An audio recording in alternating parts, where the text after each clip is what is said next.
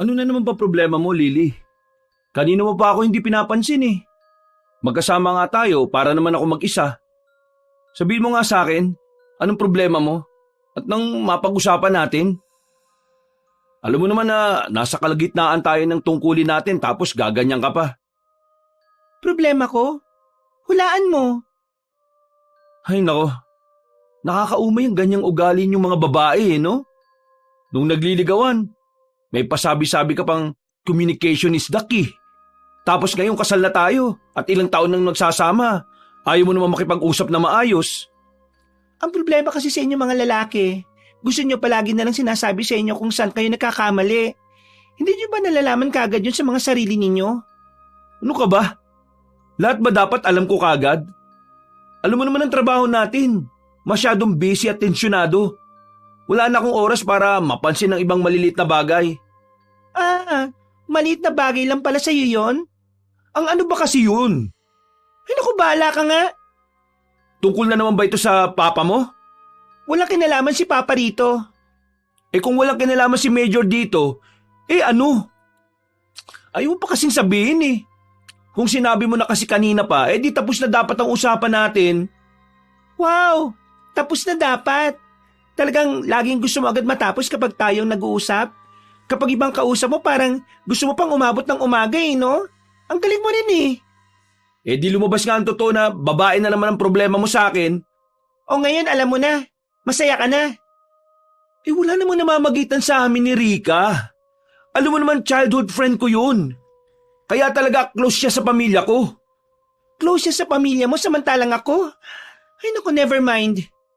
Ikaw naman kasi, sinusubukan kitang isama sa mga gatherings namin. Ikaw naman itong laging ayaw. Paano ako sasama kung lagi ko naman lang nararamdaman na parang ayaw nila sa akin? Ikaw lang naman ang nag-iisip niyan. Ang bihira ka naman talaga Pwede ba? Umakto ka naman profesional. Nasa trabaho tayo ang childish mo dyan Ang sabihin mo na lang kasi, hindi ako gusto ng pamilya mo dahil gusto nila yung Rika na yon. Wala naman akong pakialam kung sinong gusto nila.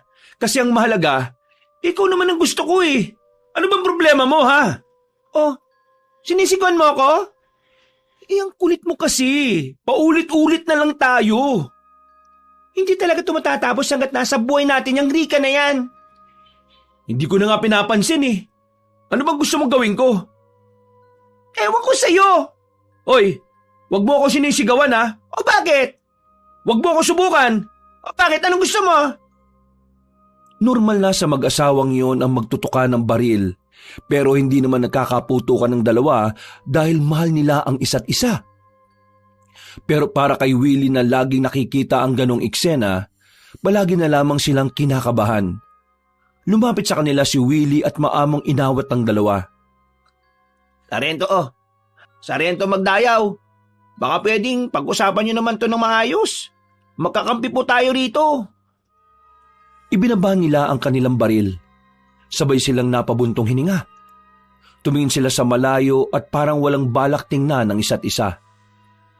Hindi ko alam kung anong pinag-aawayan nyo pero hindi tama na dinadala nyo sa trabaho yung mga personal ninyong problema. Kapag nakita kayo ng iba nating kabaro na mas mababa sa atin, baka mawalan sila ng respeto sa inyo Pinapangaralan mo ba ako, Corporal? Hindi naman sa ganon, Sarento Magdayaw. Nagsasabi lang ako. Mukha kasing nakakalimot kayo Kagaya ng pagtrato nyo sa akin na hindi kaibigan kapag nasa tungkulin tayo bilang parte ng pagiging profesional. Dapat ganun din ang ginagawa nyo. Hindi tayo magkakaibigan sa trabaho. Magkakabaro tayo. At mas lalong hindi kayo mag-asawa sa trabaho. Magkakampi kayo. Di sinisermonan mo nga ako. Tama naman si Willie. Si Corporal. Tinapik ni Samuel sa balikat ang corporal na si Willie. Napangiti naman ito sa kanila. Noong mga sandaling yon, humupa na rin naman ang tensyon sa pagitan ng mag-asawa. Sabay-sabay na rin silang bumalik sa kampo nila, dala ang isang buong kambing na nahuli nila sa kagubatan. Nung hapon na yon, ay nakakain sila ng maayos kahit na papaano. May ilan din kasi sa mga kasama nila ang bumaba ng bayan para mamili ng mga bigas at ilan pang pwedeng iulam. Hindi ganun kadali ang buhay nila sa kagubatan. Kung minsan, hindi na talaga sila kumakain. Pero sa awa ng Diyos, may mga nagmamagandang loob din sa kanila ng mga residente.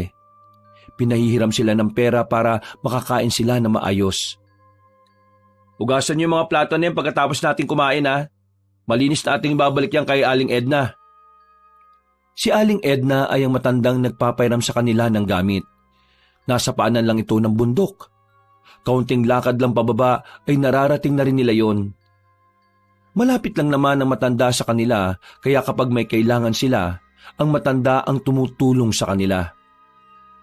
Wala pa bang balita sa supply ng pagkain natin, Sarento? Magdadalawang buwan na tayo dito. Pero ang hirap na agad ng buhay natin. Napapabayaan na siguro tayo. Napapabayaan? Hindi naman siguro. Bukod sa atin meron din naman silang ibang iniintindi. Maghintay lang tayo at darating din naman ang mga kailangan natin. Sarento, magdadalawang buwan na. Hindi man lang ba sila nag-aalala sa atin?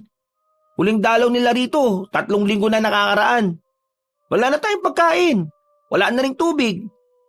Itong tinutulugan nating kampo, kaunting ampas lang nito ng hangin, bagsak na ito eh. Kung talagang mahal tayo ng gobyerno, hindi nila tayo paghihintayin pagdating sa pagkain. Bakit? May galit ka ba sa gobyerno? Wala naman. Napapangitan lang ako sa sistema nila. Hindi sila dapat maging hayahay lang pagdating sa buhay natin. Tapos, kapag natapos natin ang mga misyon natin, akala mo naman kung sino silang mga sobrang proud. Corporal, nag-iisang sistema tayo na kung saan wala tayong kakayahang baguhin. Ang paraan para makasabay tayo, kailangan nating tanggapin ang sistema. Kung palagay mo hindi makakabuti sa iyo ang sistema, di ikaw na lang ang umalis. Nakakabuti ba sa inyo ang sistema kaya hanggang ngayon nandito pa rin kayo? Hindi ko rin gusto ang ilang parte ng sistema. Pero sa larangan natin, mas pipiliin mong mabuhay kaysa magutom. Noon pa, hindi ko na talaga mabasa kung anong pananaw mo sa ganitong bagay. Pero masaya ako kasi wala ka namang pinapanigan. O sige na, tapusin mo na lang yung kinakain mo kaysa iniintindi mo pa yung pananaw ko sa buhay. Natatawa na lamang silang dalawa ng mga sandaling yon. Mga ilang sandali lang, nahugasan na rin nilang lahat ang mga pinggan. Si Willie na mismo ang nagatid ng mga yon pababa ng bundok. Tahimik at kalmado. Ito ang pinaka-perpektong paglalarawan para sa oras na ng pagpapahinga ng mga sundalo. Kampante ang lahat na walang mangyayaring putukan dahil ang lugar na ito ang nagsilbi na nilang tahanan. Sa halos 2 buwan, hindi pa yon natutunto ng kanilang mga kalaban. Pero hindi pa rin dinadalo ng antok ang lalaking si Samuel. Nasa labas lamang siya ng tent at nagpupunas ng kanyang baril. Natigil ito sandali nang makita niyang kadarating lang din ng lalaking si Willie. Oh, saan ka galing? Di ka nagsabi sa amin kanina. Diyan lang. Naglibot-libot. Nagpapaalam ka dapat kapag aalis ka. Akala ko kasi tulog ka na eh. Ay, siya nga pala. Kumusta na kayo ni Lily? Okay na ba kayo? Bakit mo naman tinatanong? Chismoso ko talaga. Malamang inaalam ko para alam ko rin yung adjustment kapag hindi pa kayo okay. Ayun, hindi pa kami nagpapansinan. Mas maganda na siguro yun kaysa mag-away kami at makahalata pa yung mga kabaro natin.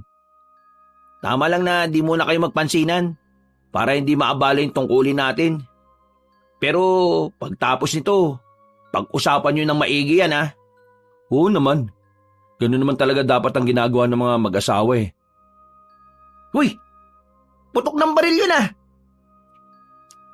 Madaling nagising ang mga sundalo ng mga sandaling yon.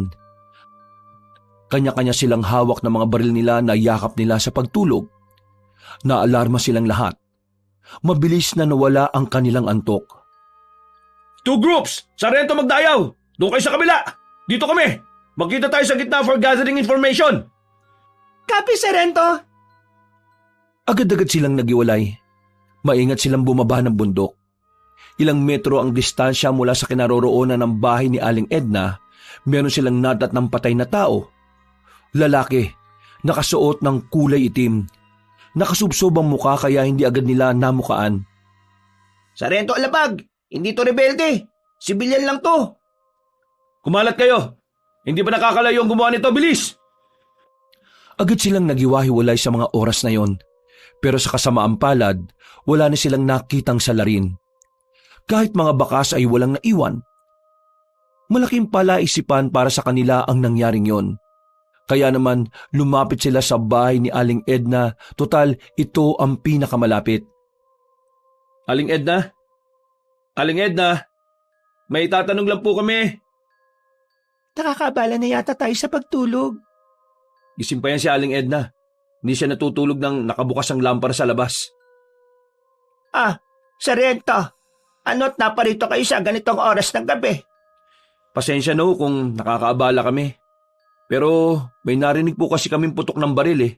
Nang puntahan namin, nakita namin ang bangkay ng lalaki ron. Ilang metro lang ang distansya sa inyo. Doon sa bandang likod ng puno.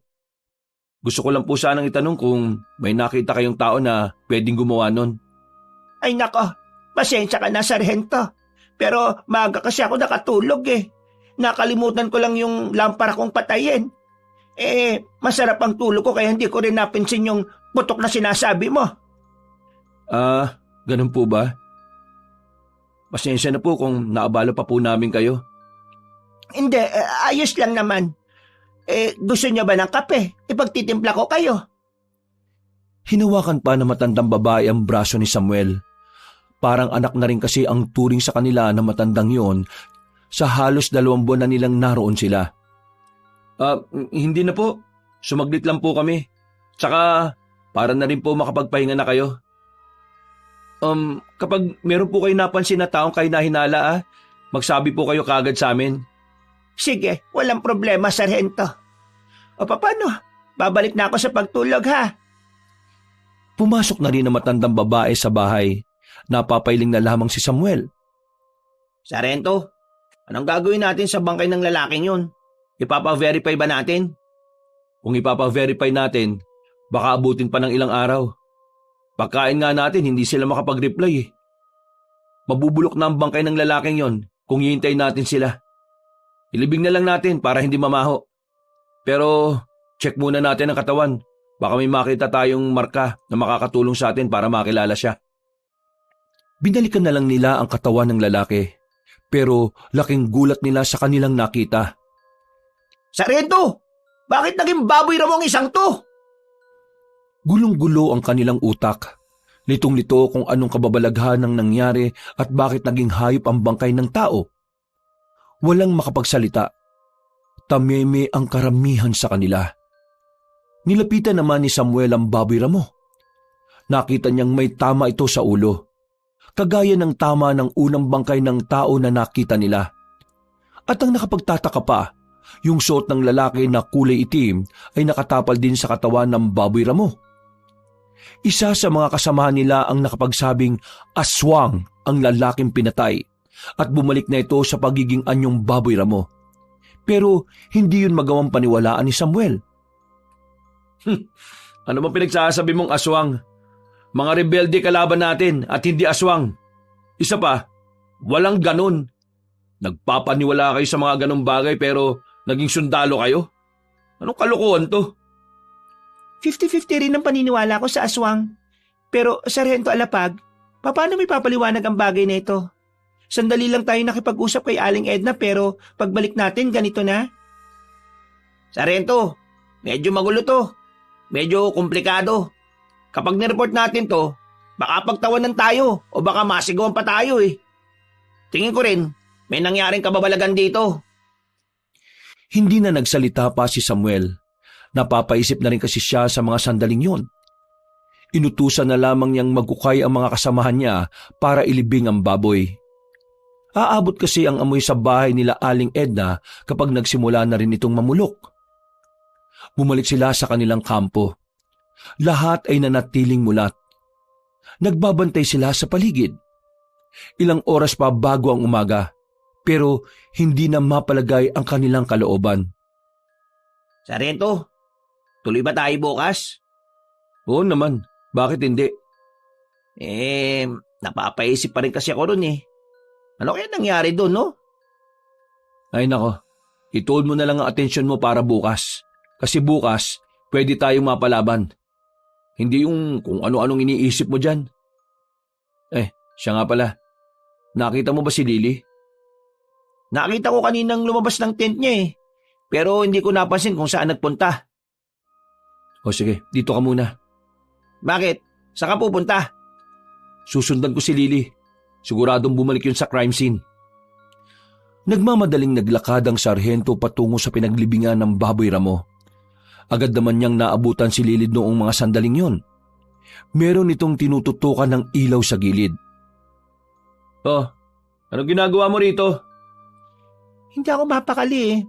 Gusto ko malaman kung anong nangyari kanina sa bangkay. Kung totoo bang aswang siya. Bumalik ka na ng kampo. Hindi ka dapat gumagawa ng sarili mong desisyon. Sarento din ako ah. Pero akong in charge dito, kaya kailangan mong sumunod sa akin. Hindi mo ba nakikita? Inaalam ko kung anong nangyari dito. Sabihin na nating aswang nga ang bangkay na yon. Ano naman? Wala yung koneksyon sa tungkulin natin. Kaya kailangan mo nang pabayaan yan. May ideya ka ba kung ano ang aswang? Wala. At hindi ako interesado. Wala kang info about aswang? Kaya hindi mo alam na pwede silang makaabala sa atin kapag nasa kagubatan tayo? Akala ko ba hindi ka naniniwala? Ang sabi ko, 50-50. O sige na, tara na. Mauna ka na. May ginagawa pa ako dito. Napapakamot na lamang sa ulo si Samuel. Pinipilit niyang kumalma. Ayon na rin naman niyang magtalo pa sila ulit. Sarento Alapag, tingnan mo oh. Oh, ano yan? Di ba ito yung butonis ni Aling Edna? Ito yung butonis na akala mo ginto? Ha? Pambihira. Talagang nakita mo yun sa ganito kadilim? Ano naman ngayon? Hindi ka ba nag-iisip? Hoy, magdaan-daan ka sa pananalita mo ha? Bakit kasi ikaw pang naging in charge kung sa mga ganitong senaryo hindi mo mag-gets? Ibig sabihin nito, narito si Aling Edna nang mangyari ang pagbaril. Hindi porke nakita mo yung botonis na nandyan, may kinalaman na siya kagad sa nangyari. Hindi naman sigurado kung anong oras nalaglag ang botonis na yan dyan. Pero yung katotohanan na narito to, pwede natin yung tingnan na anggulo. Pwedeng nagsisinungaling si Aling Edna na wala siyang alam. Sinasabi mo talaga na meron siyang kinalaman dito? Yun nga alamin natin, Samuel. Pampihira naman oh. Hindi makaintindi to. Sige na, sumunod ka na at babalik na tayo sa kampo. Nauna nang naglakad ng lalaking si Samuel. Ilang sandali lang din ay sumunod na rin si Lily. Kinaumagahan, maaga silang umakyat ng kanilang kampo para magtungo sa isa sa mga hinihinalang kuta ng mga rebelde. Kalahati ng kanilang bilang ang nagpaiwan sa kampo para tumanggap ng posibleng tawag mula sa mga nakatataas. Habang naglalakad sila sa kagubatan, meron silang mga nakita mga bakas ng kalmot sa mga puno. Hindi na naman maiwasan ng babaeng si Lily na mag-isip ng kung ano-ano. Pero nanatili naman itong tahimik. Malayo-layo pa tayo sa area. Pero huwag kayong kampante ha. Ang sabi sa info, gumagala-gala din ng mga naroon. Kaya naman malaki ang tsansa na makasalubong natin sila. Basta ang gagawin natin, kapag nakasalubong natin sila at wala raw ng pinuno nila, wala tayong gagawin. Magtatago tayo. Pero sakaling makita tayo, syempre, papalag tayo. Ang tanging layunin natin dito, mahuli ang pinuno o kaya naman ay mapatay natin. Sa wakas, may nakita rin tubig. Ang init. Huwag niyo inumin yan ha. Magugas lang ng paa kung pwede. Ha? Bakit naman Sarento?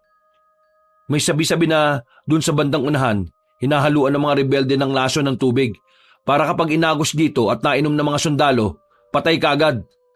Parang alam na nila na dito talaga ang madalas daanan ng mga kabaro natin eh. Napapatangon na nga lamang ang kasamahan ni Samuel. Mataas ang respeto ng mga yun sa kanya kaya lahat ng sinasabi niya ay agad na pinaniniwalaan ng mga ito. Makalipas ng ilang oras, sumapit na rin ang hapon. Napatagal sila sa paglalakbay dahil makailang beses silang nagpahinga. Isa kasi sa kasama nila ang paulit-ulit na pinupulikat. Kalaunan, pinatid na lang din ni Samuel pabalik dahil magiging pabigat lamang ito. Get ready, men. Malapit na tayo. Alerto. Ayoko nang tatanga-tanga rito, ha? Understand? Hindi na nga sila nagsayang pa ng oras. Maingat nilang tinumbok ang daan hanggang sa meron na nga silang natanong na bukod tanging bahay na nakatirik sa tapat din ng ilog. Sa labas pa lang, nakita na nila ang ilang miyembro ng mga rebelde. Sarento, clear ang area sa kanila.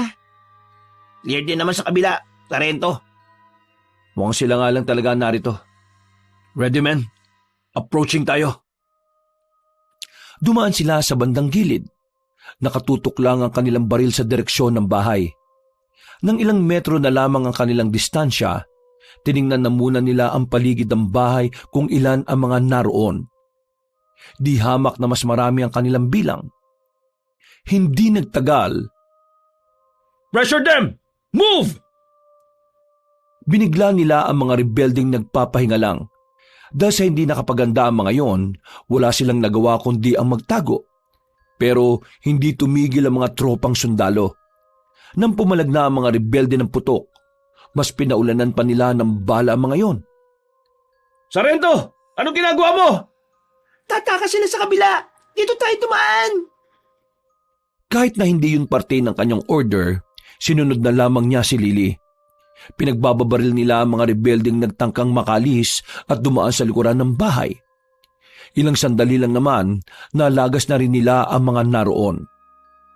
Pinasok nila ang bahay. Nakita pa nila ang ilang sketch ng plano ng mga rebelde. Mga plano ng pag-atake sa mga kampo ng sundalo na nakakalat pero sa ibang bundok naman. Target pala nila yung ibang nadestino sa bundok sa norte. Mas matagal na kasi ang mga tropa natin doon. Baka natuklasan na rin ng mga kalaban ng pwesto nila. Sarento, tingnan nyo itong nasa sinong ng bahay.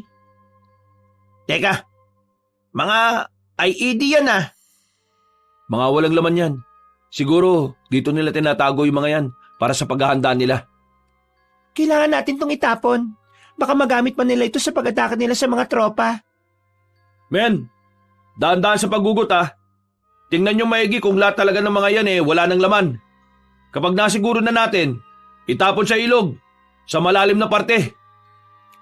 Sinunod siya ng mga kasamahan nila. Sinuri pa nila ang ibang parte ng bahay pero wala na silang nakita pang kakaiba.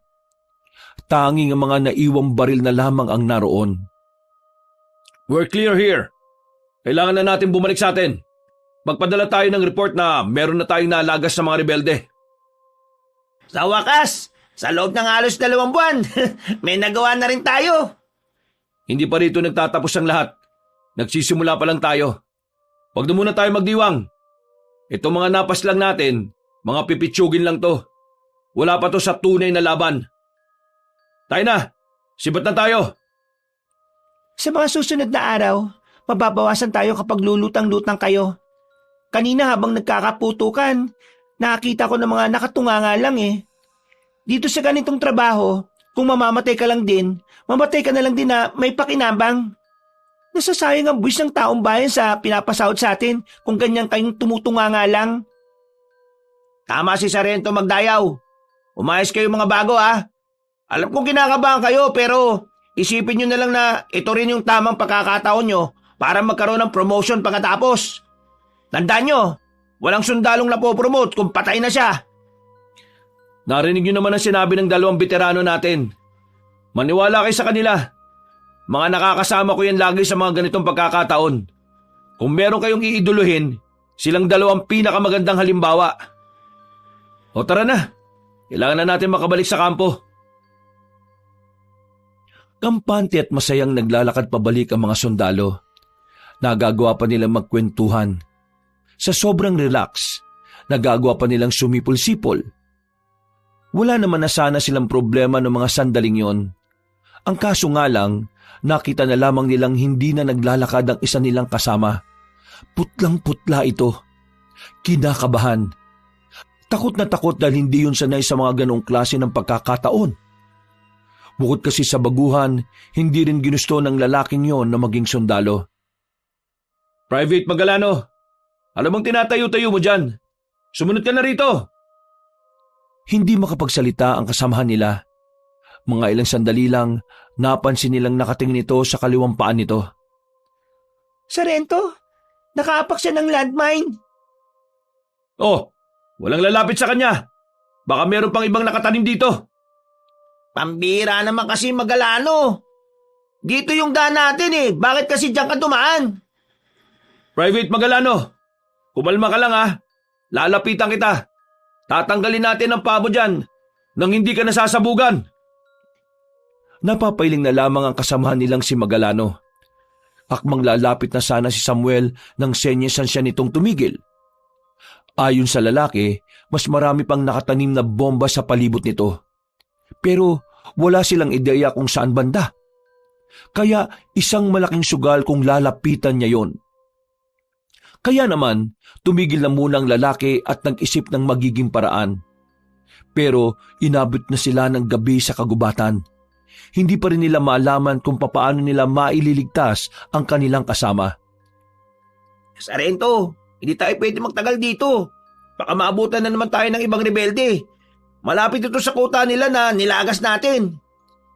Pero hindi natin basta pwedeng iwan si Private Magalano. Kakapasok pa lang niya sa serbisyo.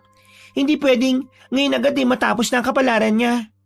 Siguradong hindi kakayanin ng mga magulang niya kapag naalaman ng nangyari sa kanya. Pero tayong malalagas lahat kapag hindi tayo umalis dito eh. Willie, mauna na kayo ng mga tropa. Sarento Magdayaw, samahan mo ako mag-isip na gumawa ng paraan kung paano maililigtas si Magalano. Sir naman! That's an order! Walang nagawa si Willie kundi sundin ang utos ni Samuel. Naiwan silang mag-asawa na halos 20 metro lang ang layo kay Private Magalano.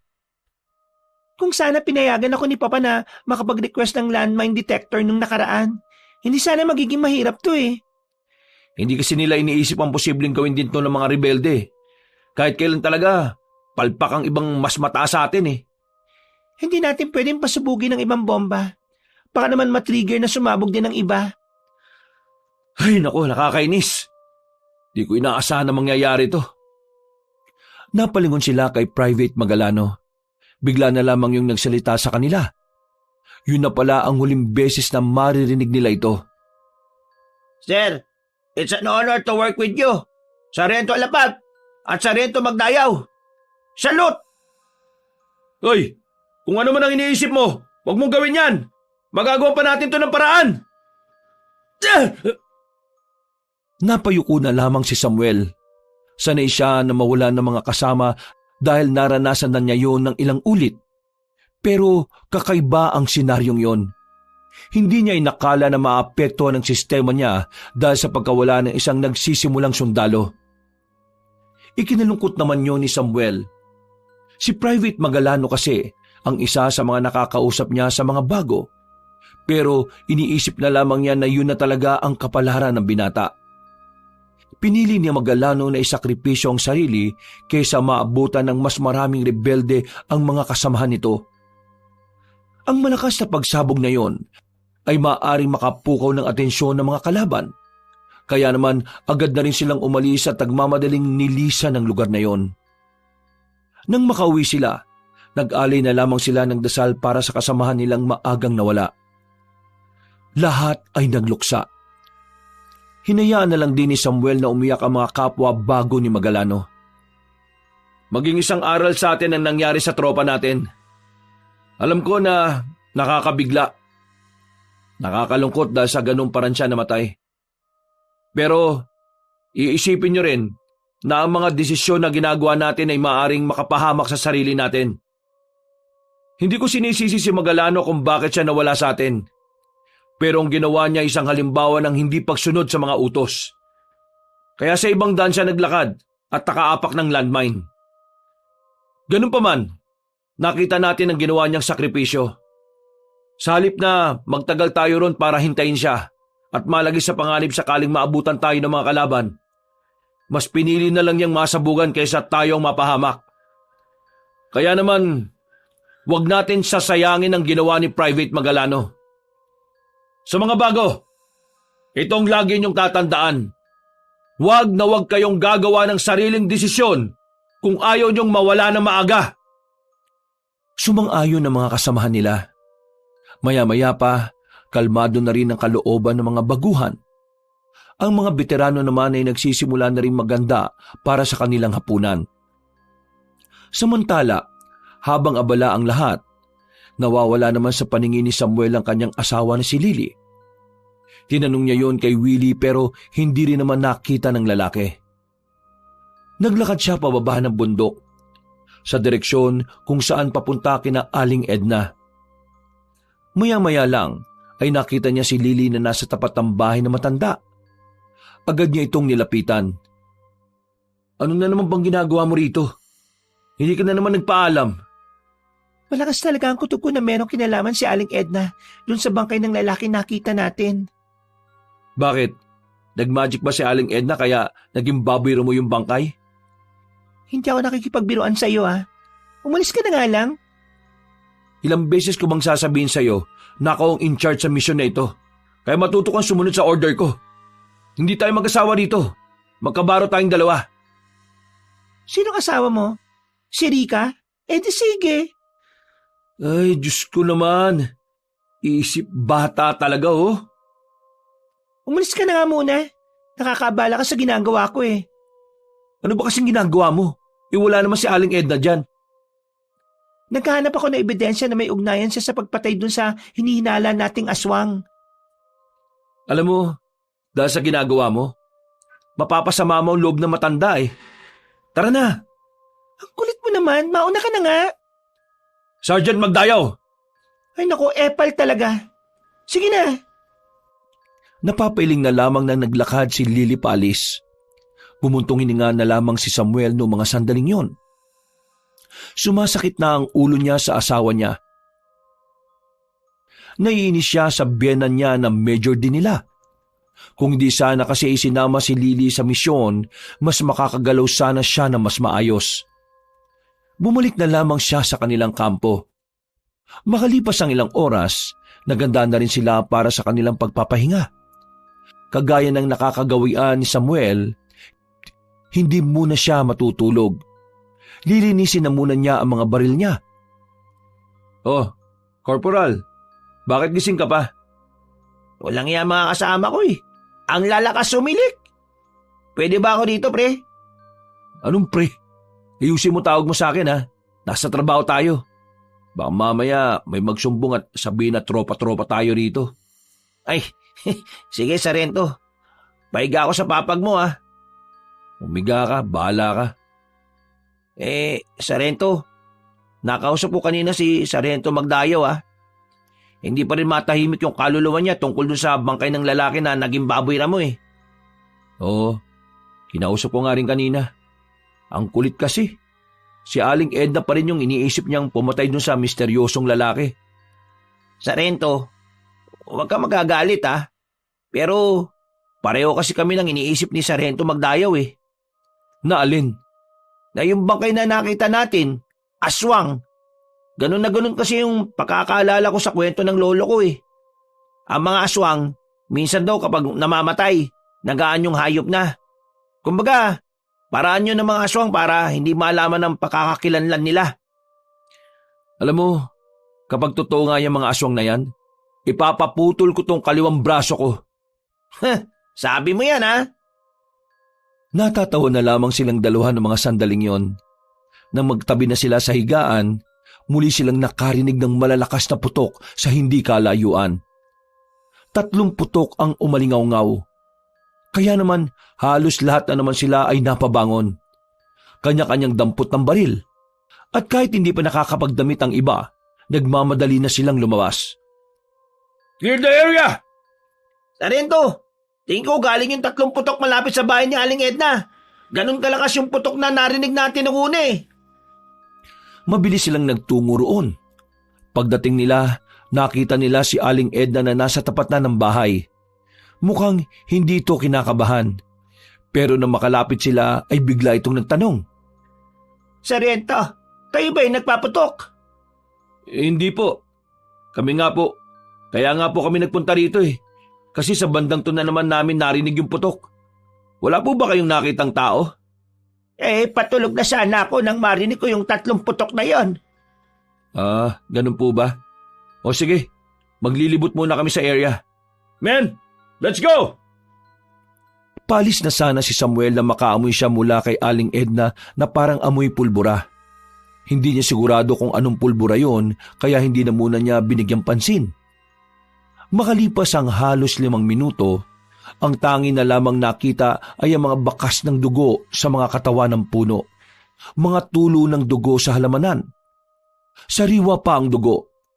Kaya nakakasigurado si Samuel na doon dumaan kung sino man ang binaril. Pero wala silang napala.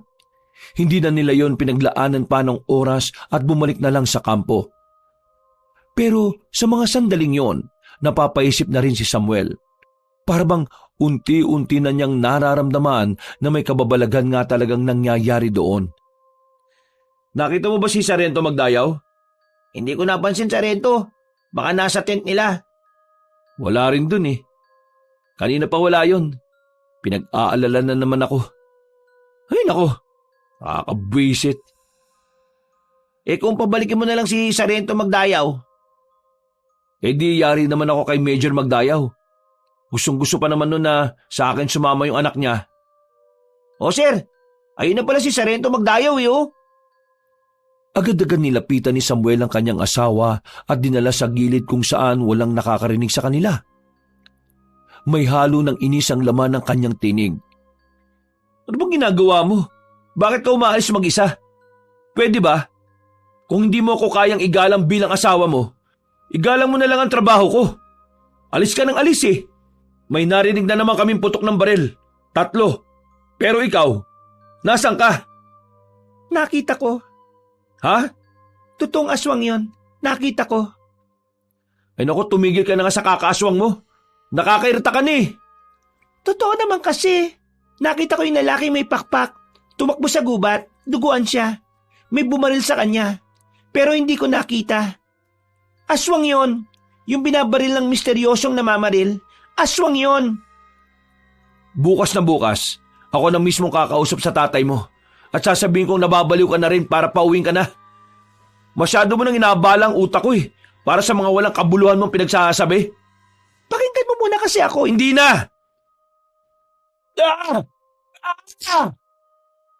Dali-dali silang bumalik sa mga kasama nila.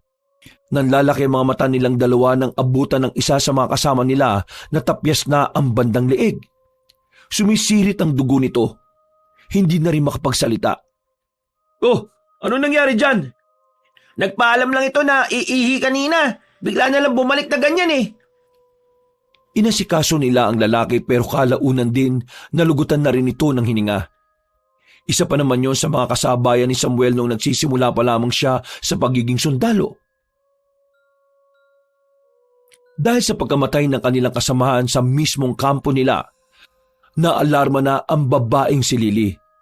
Mas lalo tuloy lumakas ang inala nito na meron ngang aswang na nagmamasid sa area nila. Di ba ayaw mong maniwala sa akin na totoong aswang? At hindi lang yun nag-iisa. Kaya bago pa tayo maubos dito, kailangan na nating lumipat ng kampo. Mga rebelde kalaban natin at hindi ang aswang na sinasabi mo. Pero ang mga aswang ang nanggugulo sa atin ngayon. Sila muna ang gawan natin ng solusyon.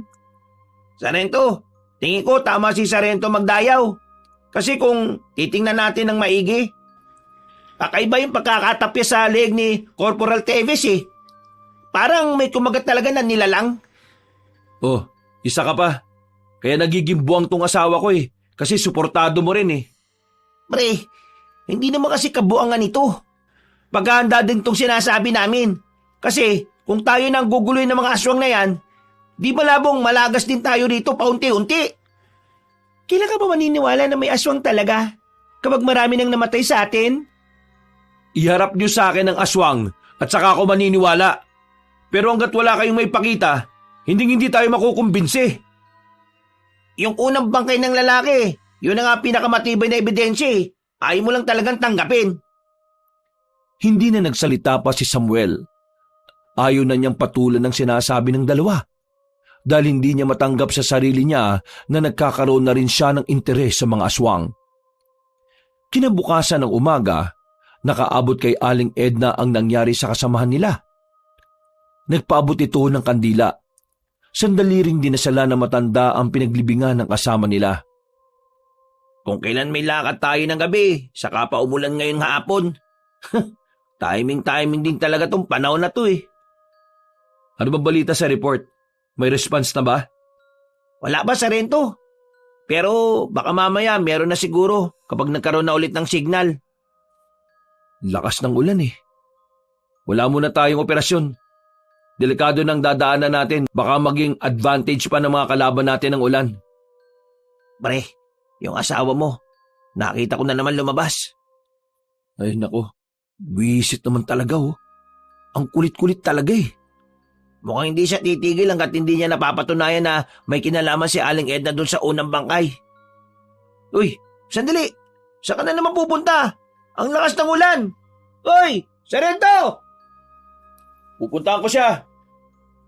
Baka mamaya matsyempohan siyang mag-isa ng mga rebelde. Di tapos siya. Agad-agad na lumabas ang lalaking si Samuel kahit na malakas ang ulan. Sumama naman sa kanya ang binatang si Willie. Bumaba sila patungo sa bahay nila Aling Edna. Halos madulas-dulas sila roon. Pero nang makarating sila roon, wala silang nakitang Lily. Wala rin ang dalaga sa bahay na matandang babae. Mga ilang sandali lang, nakarinig na sila na makakasunod na putok. Rat-rat ang pagkakawala ng mga bala. Kaya nakakasiguro silang galing yun kay Lily. Nagmamadali silang hinanap ang pinanggalingan ng putok. Ilang sandali lang, nakita nila ang dalagang nakatago sa likuran ng malaking puno. Ano bang nangyayari? Yung aswang, kalaban ko! Ano pinagsasabi mo? Umuwi na tayo! Pre, tingnan mo!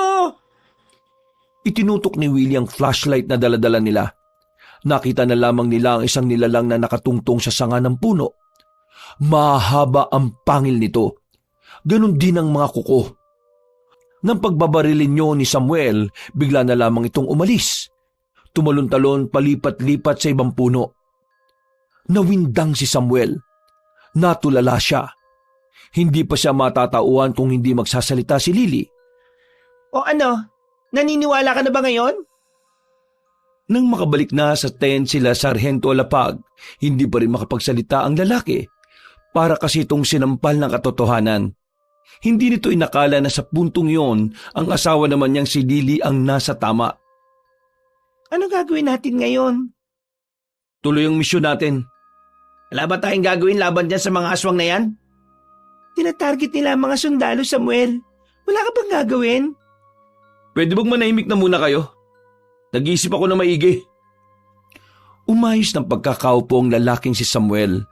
Napailamos pa ito sa sarili mukha dahil sa sobrang stress. Hindi pa kasi tapos ang problema nila sa mga rebelde, nadagdagan pa ng aswang. Nang tumila ang ulan, nakaisip na ng hakbang ang sarhento na si Samuel. Sa kailaliman ng gabi, ay tinipon niya ang mga kasama nila para kausapin. Mga kasama, kanina lang ay napatunayan ko na totoo nga ang mga nilalang na kung tawagin nila ay aswang. Nakita ng dalawang mata ko mismo. Kasama ko si Sargento Magdayaw at si Corporal Willie kanina. Isang halimaw ang nasaksihan ko. Nilalang na pwedeng makabala at makapahamak sa atin. Kaya naman, mula sa mga oras na to, nais kong ipalam sa inyo na hindi lang ang mga rebelde ang kalaban natin. Ganun na rin ang mga aswang. Nagkabulong-bulungan ng mga kasamahan nila. Hati ang kanilang reaksyon. May ibang nababahala, pero meron din namang tila nasasabik na makasagupa ang mga aswang. Sa takot na baka atakihin sila sa kampo, ni isa ay walang natulog. Inabutan na sila ng sikat ng araw. Yanda mo na mga tropa. Maya-maya aalis na tayo. Bakit? Saan ka pupunta? Diyan lang. May titingnan lang ako. Kasama ko naman si Lily. O sige, ako nang bahala sa kanila. Sasaglitin lang natin, Lily. Pagbibigyan ko lang yung gusto mo. Kayo na siguro ang mauna. Gusto ko lang makumpirma kung tama ba yung nakita ko kagabi. Hindi. Kailangan mo sumama. Kapag nakita na natin yung sinasabi mo, aalis na kagad tayo. Teka, Ano ba kasing gusto mong kumpirmahin? Kagabi kasi, habang sinusuyot ko yung parting napuntahan natin, meron ako nakitang parang butas. Kasya doon 2 tao. Yung unang aswang na nakalaban ko, nakita kong pumasok doon. Ibig sabihin, yung nakita naming aswang, bukod pa yon? Oo, bukod pa yon. Kaya nga sinasabi ko sa'yo, delikado na tayo sa kampo. Kasi mukhang maraming aswang dito. Napatigil sila sa paglalakad nang makita sila ni Aling Edna na pababa na ng bundok. Tinawag sila na matanda. Agad din naman silang lumapit doon. Bakit to? May kailangan ho ba kayo? Saan ang punta ninyo? At bakit pababa na kayo sa paanan? Meron lang po kaming titingnan. Kailangan namin sa operasyon eh. Madulas ang daan. Alam nyo namang umulang kagabi. Baka mapano naman kayo. Hindi naman ho. Sanay na ho kami sa mga ganitong sitwasyon.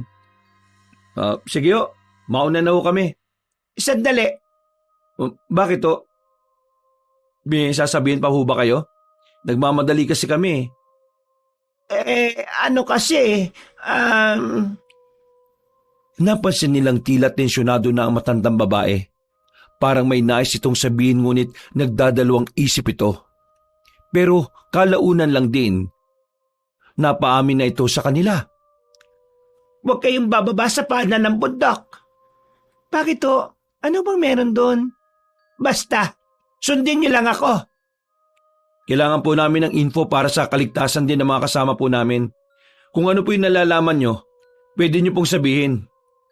Wala naman kasi akong alam sa mga rebelde na hinahanap ninyo. Pero kasi itong nalalaman ko. Ay nako. Oo na, sige na. Aaminin ko na. Huminga ng malalim ang matandang si Edna. Sa puntong ito, nakaramdam ng pagkasabik ang mag-asawa. Pakiramdam kasi nila ay meron silang matutuklasan. Sa paanan ng bundok, may yungib. Hindi basta yungib. Ang yugib na ito ay lungga ng mga aswang.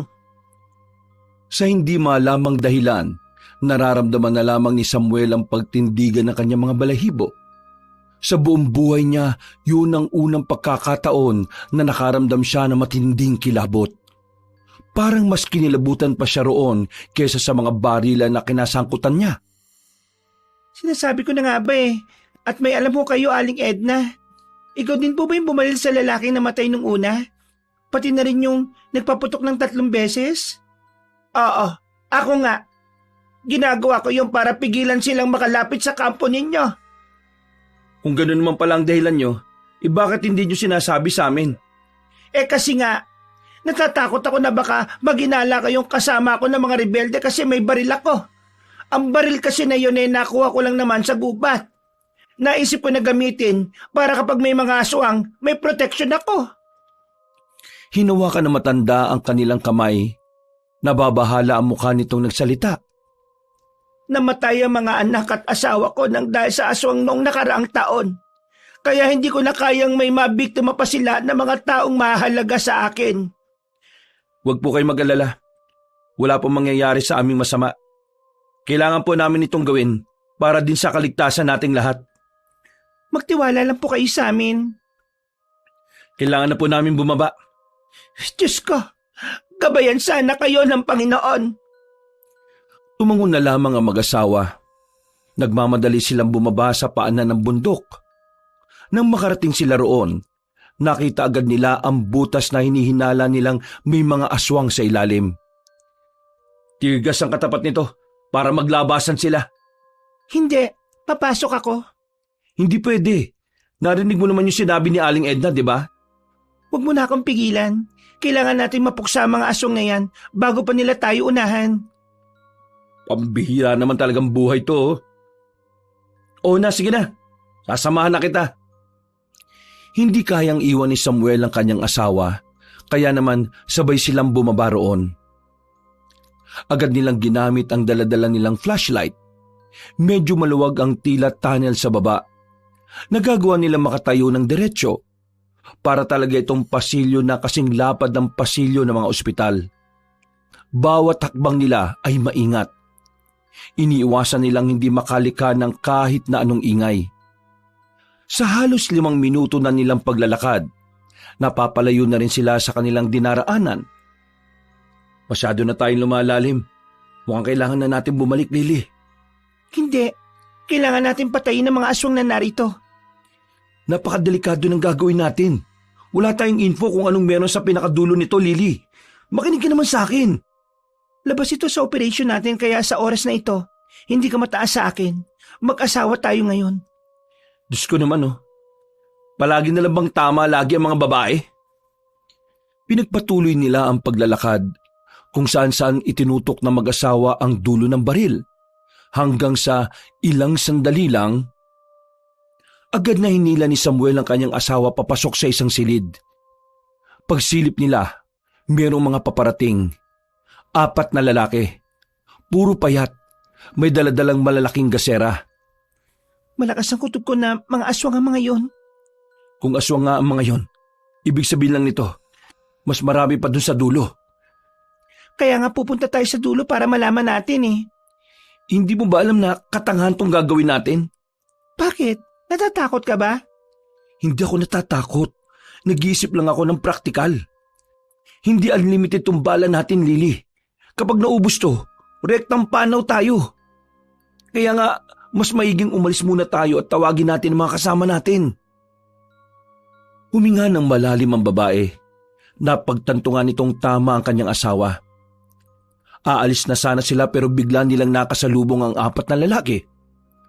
Humpak ang pisngi ng mga yon, parang lulong sa droga.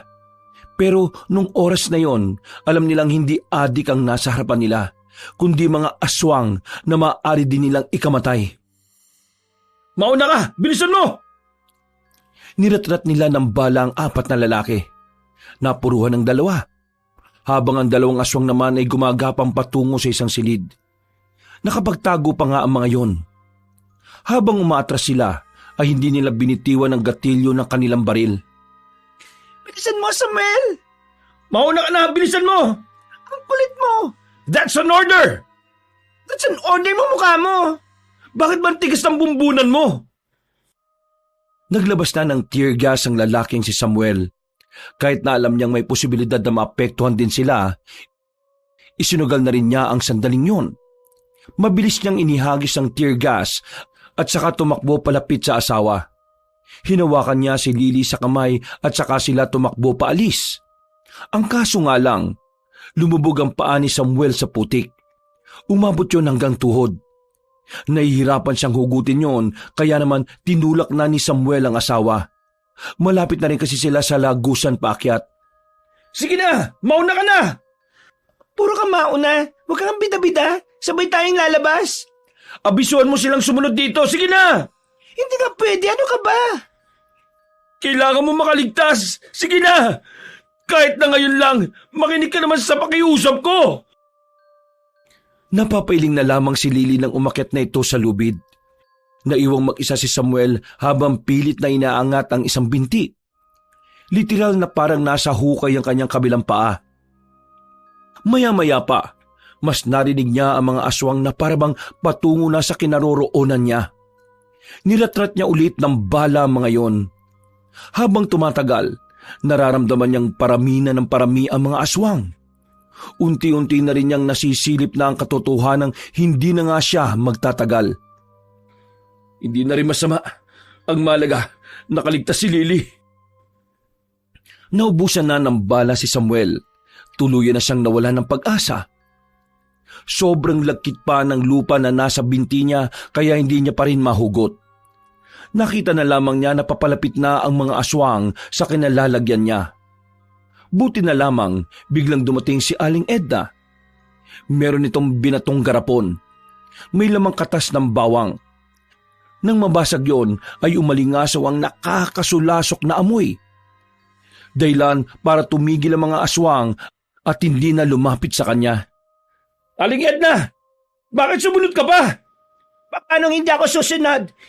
Mag-isa na lang nakabalik sa akin ang asawa mo. Oh, ayan na pala mga kasamahan mo.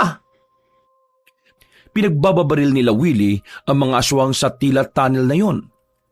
tulong-tulong nilang hinugot ang binti ni Samuel. Ilang sandali lang ay nakalis na rin ang sarhento sa malalim at malagkit na putikan na yon. Bago sila umalis, hinagisa na muna nila ng maraming teargas ang ibaba. Hingal na hingal sila nang makaalis na sila roon. Ikaw naman kasi, sinabi ko na kasing magsabay tayo, masyado ka pang pasikat sa akin. Yan tuloy, munti ka nang mamatay sa ulo.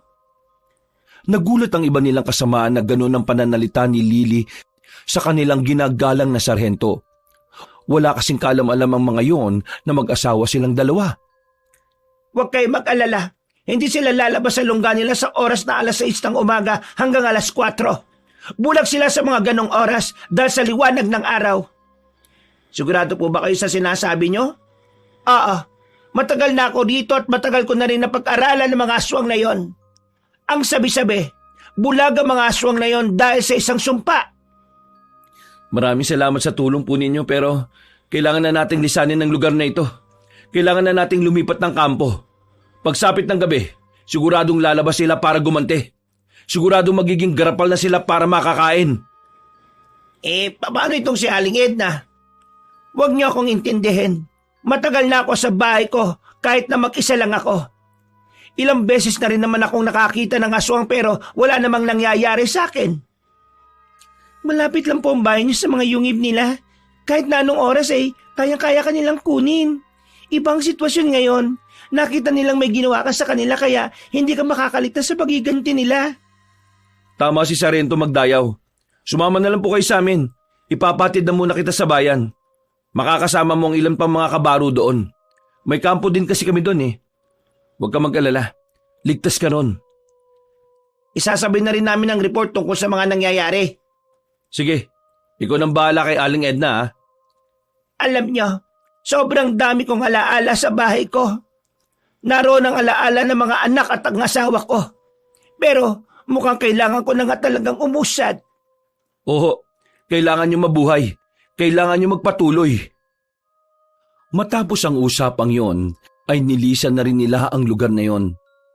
Sinamantala nilang hindi makalabas sa mga aswang sa mga oras na yon. Nahati sila sa 2 grupo. Ang iba ay papunta sa bayan.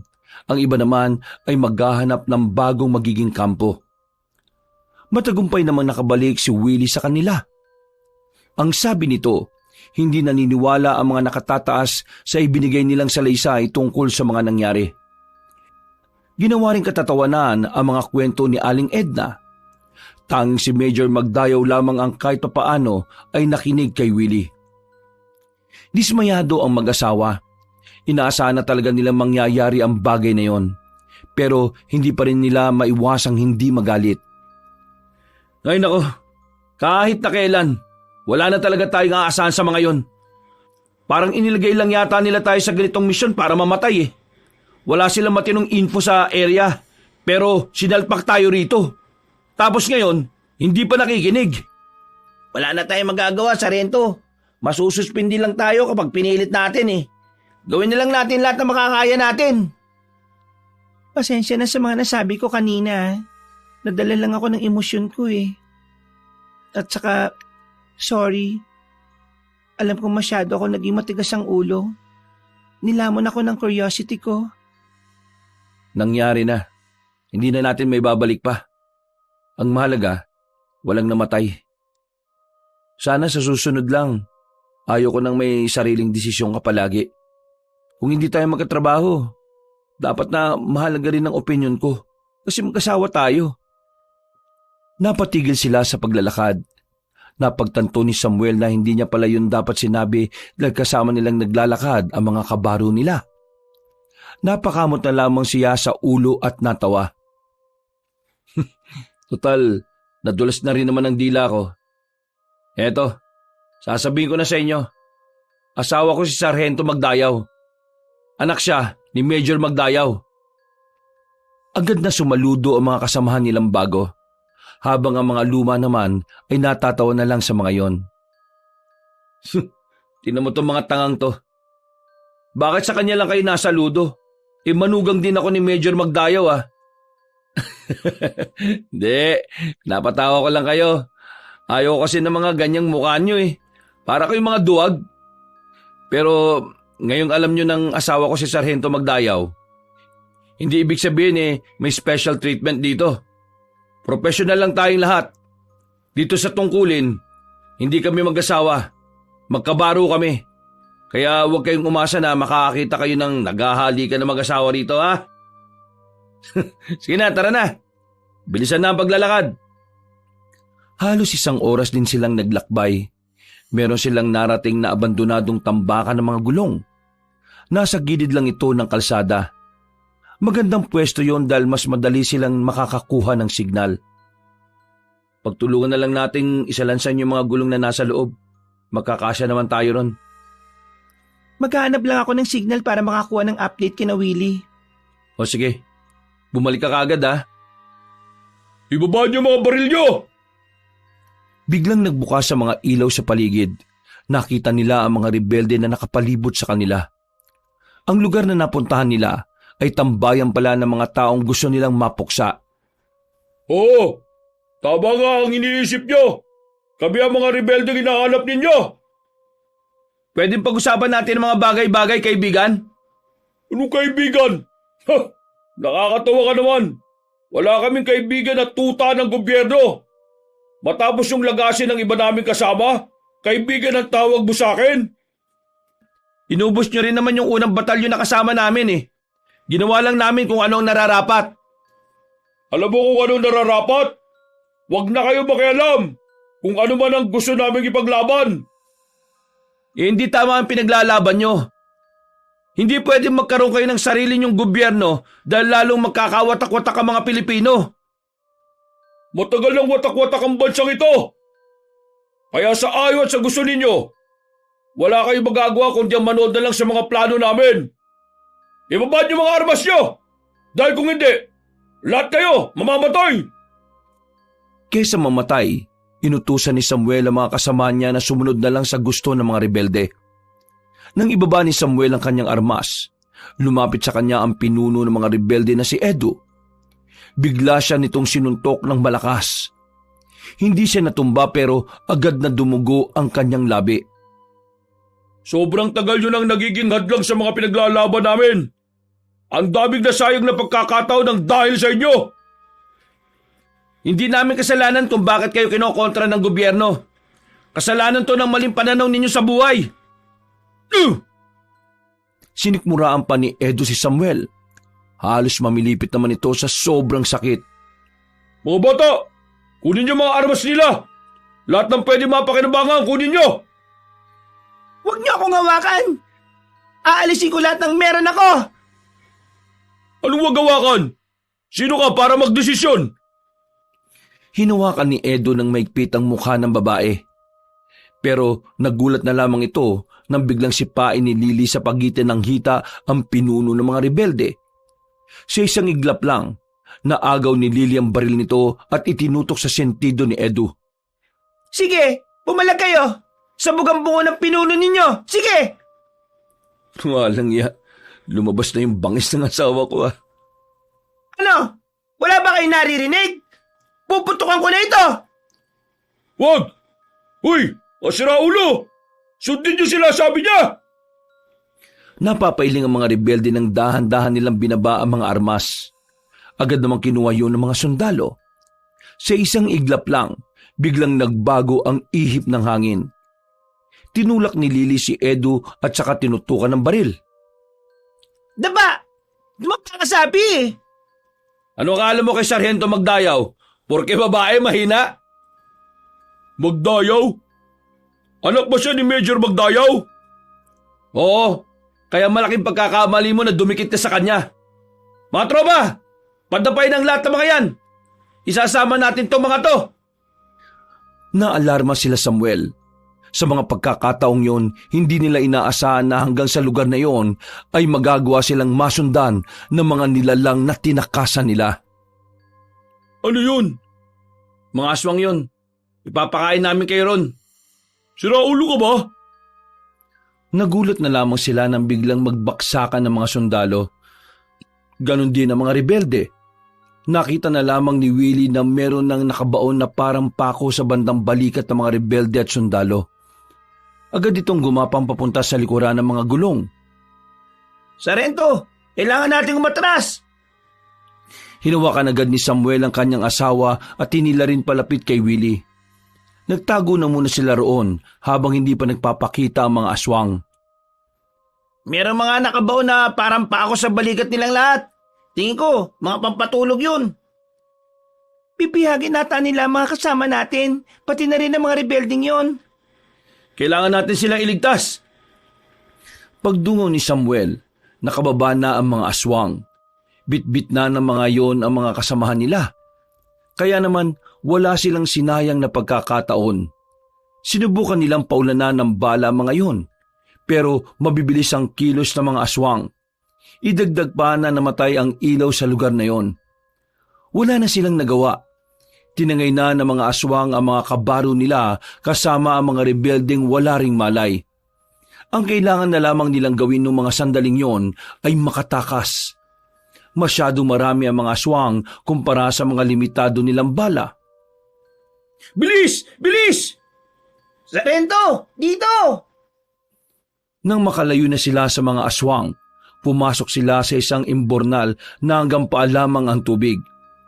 Pansamantala silang nagtago roon at makalipas lang ang 10 minuto ay lumabas na rin sila nang masigurong hindi na sila hinahabol ng mga aswang.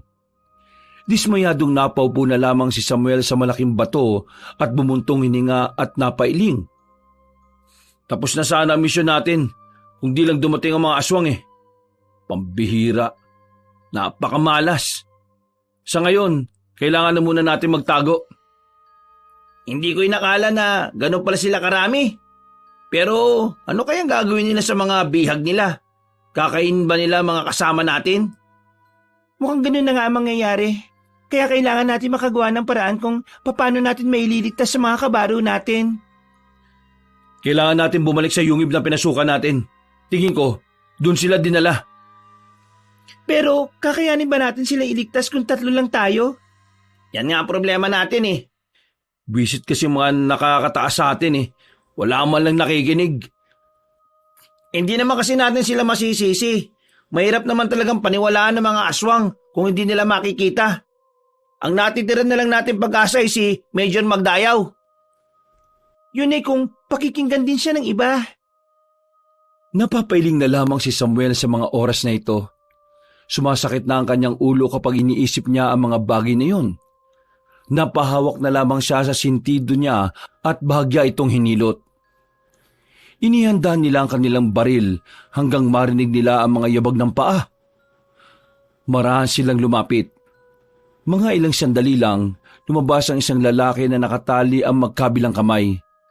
Napatigil ang lalaki at napamura na lang nang makita sila.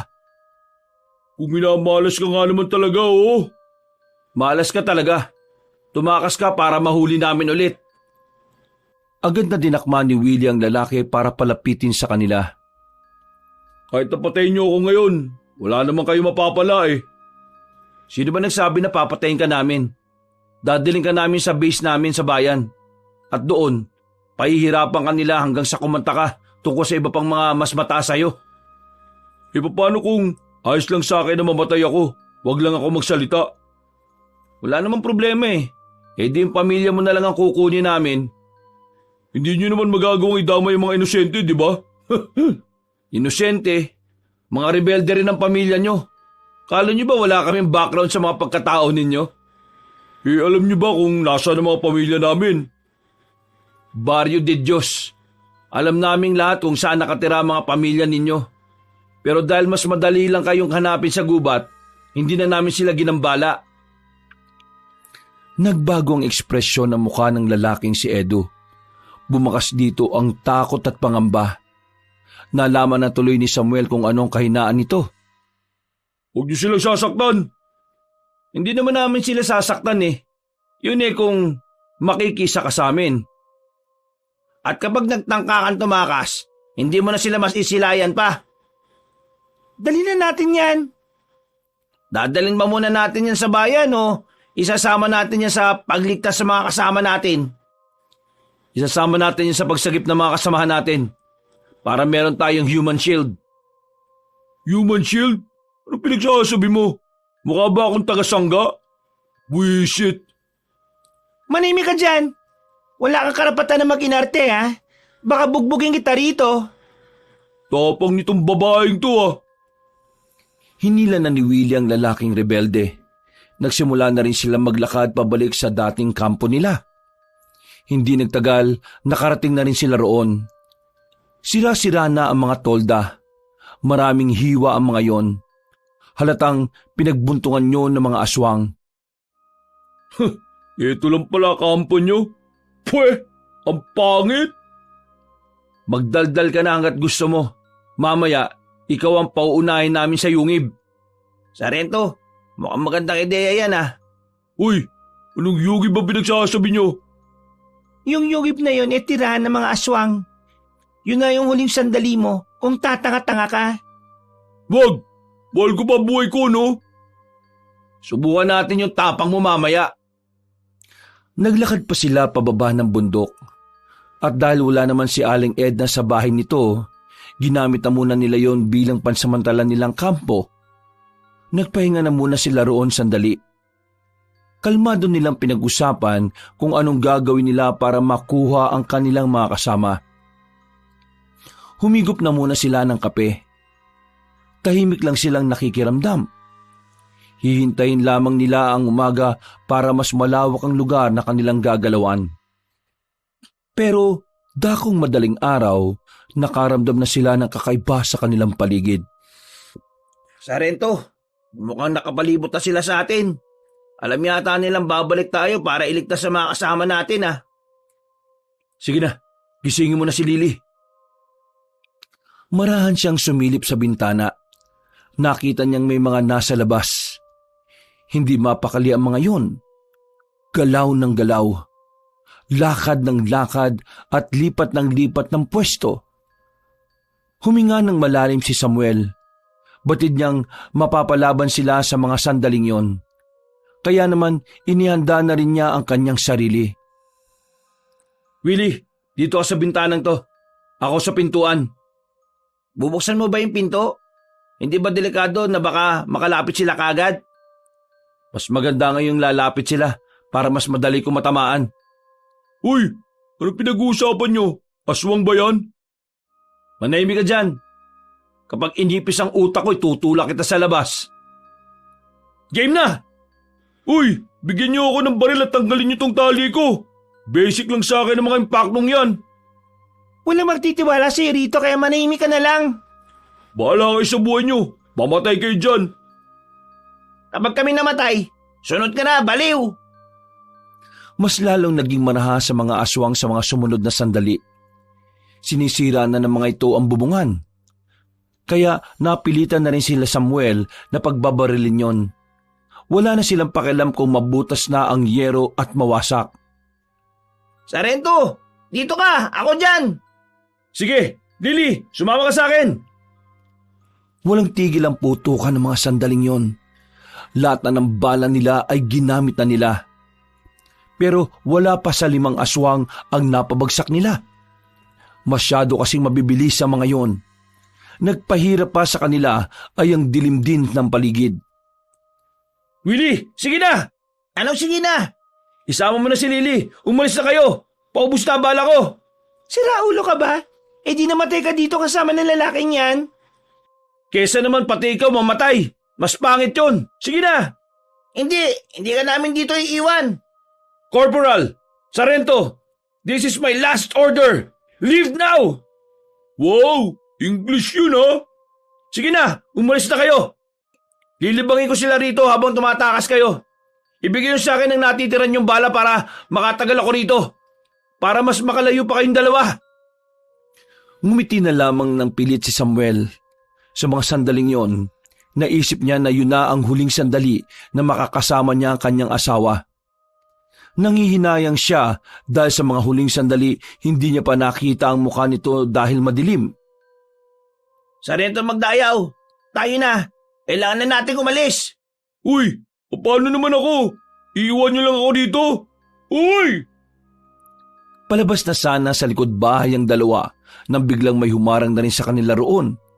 Bumalik sila sa loob at sa puntong ito, mukhang sabay-sabay na silang mamamatay. Pre, may mga aswang na rin sa likod. Wala tayong magagawa. Ubusin na lang natin itong mga bala natin. Hindi pala ako mamamatay ng malungkot kasi nandito kayo para samahan ako sa impyerno. Nainis na si Willie kay Edo, kaya sinampal niya ito ng malakas. Bumalik na rin sila sa pakikipagbarilan. Pero kagaya ng inaasahan nila, mas nauna pang maubos ang kanilang bala kesa sa mga aswang na kalaban nila.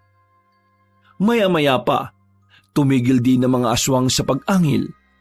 Pagtingin ni Samuel sa labas, meron isang matandang lalaki na dumating.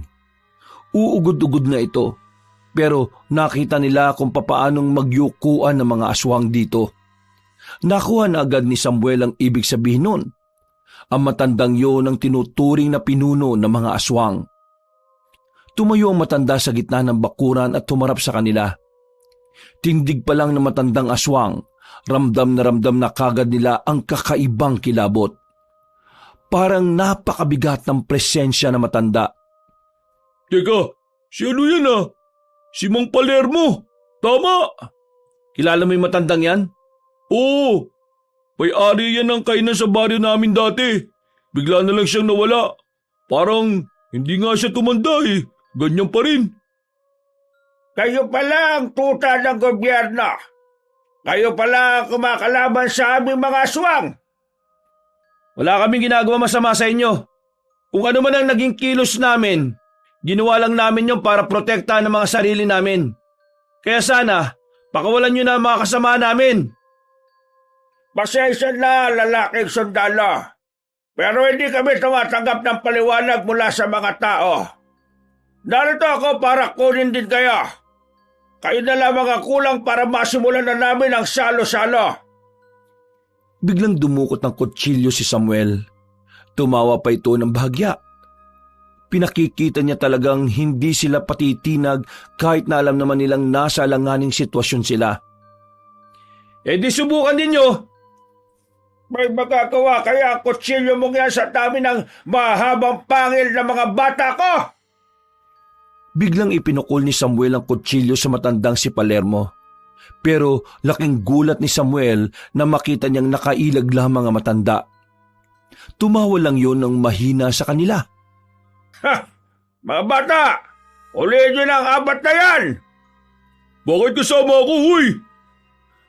Nataranta ang mga aswang noon nang bigla na lamang ratratin sila ng mga armadong tao na nagtatago sa dilim. Napadapa na lang din sila Samuel noong mga sandaling yon sa pagkabahalang matamaan din sila. Marami agad sa mga aswang ang bumulagta. Ang iba naman ay dali-daling nagtungo sa mga madidilim na lugar para makapagtago. Ganon din ang matandang si Palermo na leader ng mga aswang. Atras!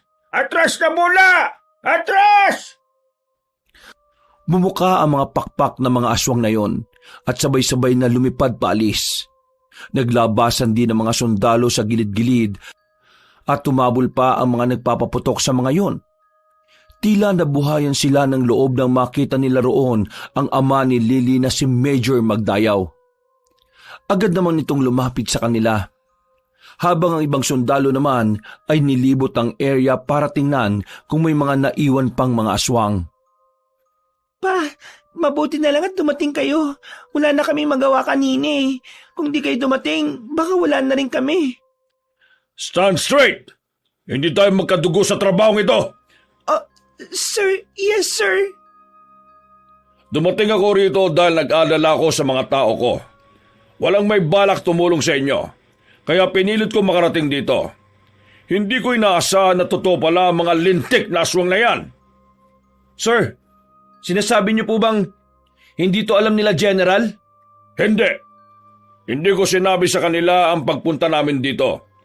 Wala na akong pakialam sa sasabihin nila. Kahit suspendin nila ako o sibakin sa pwesto, wala akong pakialam. Hindi tama na hayaan lang nila kayong magdusa dito. Sir, bakit naniwala kayo kaagad kay Willie? Noon pa man, may naririnig na akong haka-haka tungkol sa mga aswang. Nang marinig ko ang tungkol sa mga aswang, agad akong naniwala dahil alam kong hindi naman yun malabong mangyari. Understood, sir. Pero may maganda kaming balita sa inyo. Nahuli na namin ang pinuno ng mga rebelde. Mabuti naman kung ganon. Sa ngayon, ipapadala ko na ang taong yan sa bayan. At tayo naman, uubusin natin ang mga aswang na yan. Sir, biyag nila ang mga kasama natin. Kailangan natin mag-ingat sa mga kilos natin. Baka bigla na lang nilang pagpapapasilangin ng mga tropa. Gagawin natin ang lahat para maibalik ang tropa natin. Nang masigurong wala na ang mga aswang, sinunog nila ang mga bangkay ng mga yon. Sandali na muna silang nanatili roon para pag-usapan ng mga bagay-bagay. Makalipas lang ang kalahating oras, lumakad na rin sila patungo sa kinaroroonan ng yungib ng mga aswang. "Move! Move! Move!" Agad na naghulog ng lubid ang mga kasama nila pababa sa yungib. Isa-isang bumababa ang mga yon, dala ang malalaking flashlight. Maya-maya, sumunod na rin sila. Noong mga sandaling yon, wala silang nararamdaman na kung ano. Halos kalating oras na nilang tinatahak ang tunnel na yon, pero wala silang nakakasalubong kahit na isang aswang. Sigurado ba kayong dito ang tamang daan? Hindi ba ito isang malaking patibong lang? Pinasok na namin ni Sargento Magdayaw ang yungib na ito. Dito namin unang nakalaban ng mga aswang. Muntikan pa nga ako matapos eh. Buti na lang, nailigtas nila ako. Oh, nandyan na yata sila. Maganda kayong lahat! Sandali silang tumigil sa kanilang paglalakad. Pumormal sila na maayos. Tahimik lamang silang inaabangan ang lalabas sa magkabilang daan. Mga ilang sandali lang, nakita na lamang nila ang mga gumagapang na aswang sa pader at sa baba. Abante! Dahil may kasikipan ng tunnel na kanilang nilalakaran, ang mga nasa harapan ay bahagyang nakaupo habang naglalakad. Sulido ang kanilang porma, kaya naman hindi sila magawang lapitan ng mga aswang. Lahat ng lalabas, napatay nila. Hanggang sa dumating na sa puntong nakarating na sila sa mas malawak na daan. Pansamantalang nawala ang mga aswang, pero batid nilang hindi pa nila nauubos sa mga yon. Nasa harapan nila ang 4 na daan. Pinag-iisipan nilang maigi kung saan sa daan na yon ang pwede nilang pasukan. Kalaunan, napili nila ang pangalawa sa kanan. Pagpasok nila roon ay pansamantalang natigil ang putukan. Wala na namang mga aswang na nagparamdam. Ang haba rin ng kanilang nilakad. Sargento Alapag, mukhang patawid na tayo sa kabilang bundok ah. Ang layo na ng nilalakad natin. Kaya mas kailangan natin maging alerto. Baka mas maraming aswang paglabas natin sa lagusan na ito. Napatigil sila bigla nang humawak sa dibdib ang matandang major.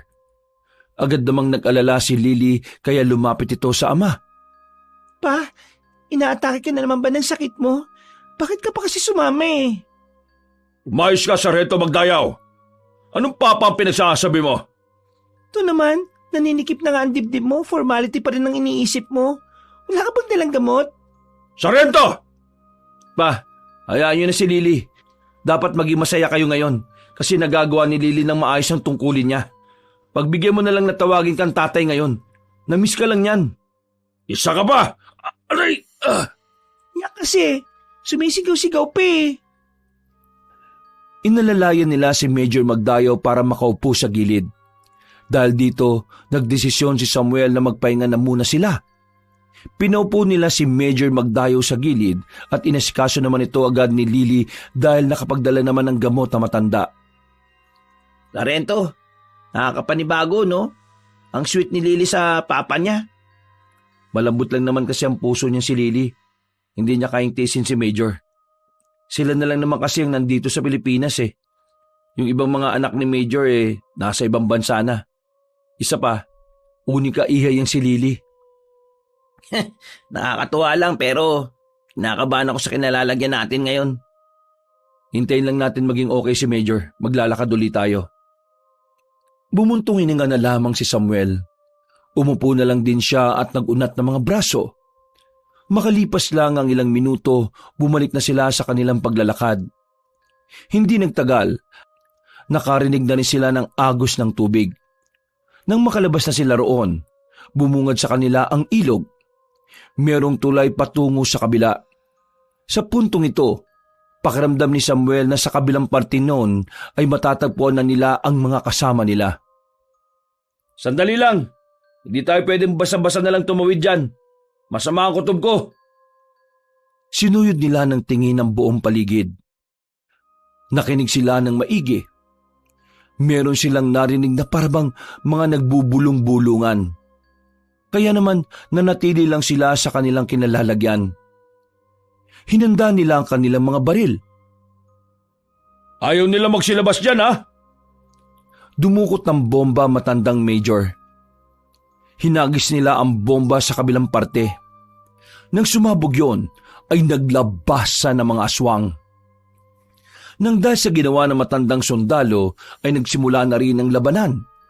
Walang humpay na pagratrat ang ginawa ng mga sundalo.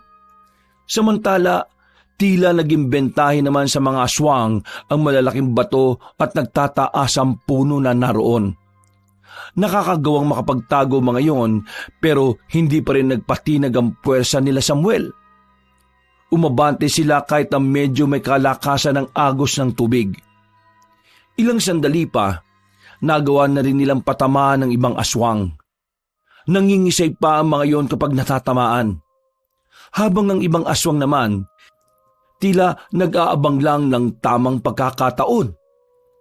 Sa kabila! Sa kabila! Move! Gumilid sila at sa parting yon ang tila naging stronghold nila. Nasa harapan sila ng malalaking bato. Para itong dead end na kung saan walang makalapit sa aswang. We need to move! No, sir. Kailangan muna nating siguraduhin na marami ang mababawas natin sa kanila. Kahit na may mga baril tayo, pwede nila tayong dumugi sa dami nila. Tama siya pa. Tuso ang mga aswang. Kayang-kaya nilang gumawa ng paraan kahit na ikamatay nila. Basta mapatay lang din nila mga kalaban nila. Oy! Dito! Tintik na mga bago tong titigas ng ulo. Sino ba ang mga tangang yan? At bakit nasa kabilang parte? Sir, ayun po ang kasama ng mga yan eh. Ako na susundo sa kanila. Matapang na umalis si Samuel sa kanilang pwesto. Habang pinalilibutan na ng mga aswang ang tatlong kasamahan nila, pinagbababaril ni Samuel ang mga aswang. Dahilan para makakuha na sila ng tamang pagkakataon para makasama kay Samuel. Move! Move! Move! Diretso! Bilis! Walang yan lalampa-lampa! Nang makuha na nila ang kanilang kasamahan, hindi na umatake pa ang mga aswang. Tila ba napagtanto ng mga yon na walang mangyayari kung lulusob sila ng lulusob. Kaya naman sinamantala na rin ni Samuel ang pagkakataon. Maraan silang umakyat sa bundok habang nakatutok pa rin ang mga baril sa kung saan-saan. Hindi pa sila nakakalayo, kaya huwag kayo makampante. Anumang oras pwede nila tayong atakihin patalikod. Tumango lang ang mga kasama nila. Sa kanilang paglalakad, natanaw na nga nila ang isang tila malaking barangay. Maraming kabahayan na naroon. Sa unang tingin, mukha lang yung normal na komunidad. Pero malakas ang kutob nila na yun ang lugar kung saan dinala ang kanilang mga kabaro. Nakahanap sila ng pwesto di kalayuan sa nasabing barangay. Nagsimula na ring dumaloy ang kaba sa kalooban ni Samuel. Batid niyang sa mga sandaling ito, pinaghahandaan na rin ng mga aswang ang kanilang pagdating. Alam niyang nakapagsumbong na ang mga yon sa kanilang mga kasamahan. Tila ang mga sigawan na yon ay naghahamon, nag-uudyok ng kaguluhan at nagbabanta. Ramdam na ramdam ni Samuel ang tensyon. Kahit na ang veteranong sundalo na si Major Magdayaw ay nakikita niyang tensyonado na rin. Sarento, paano kung gawin nilang human shield ang mga kabaro natin? Malabo mangyari yan, buddy. Hindi nila hayaang mamatay ang mga gagawin nilang pagkain. Hindi sila kumakain ng patay Sa ngayon, papahinga lang tayo sandali at lulusubin na natin ang mga yan. Hindi ko nakala na ganito kalala mga aswang. mas malala pa sila sa mga rebelde. Ang mga rebelde, isang tama mo lang ng bala, patay na kagad eh.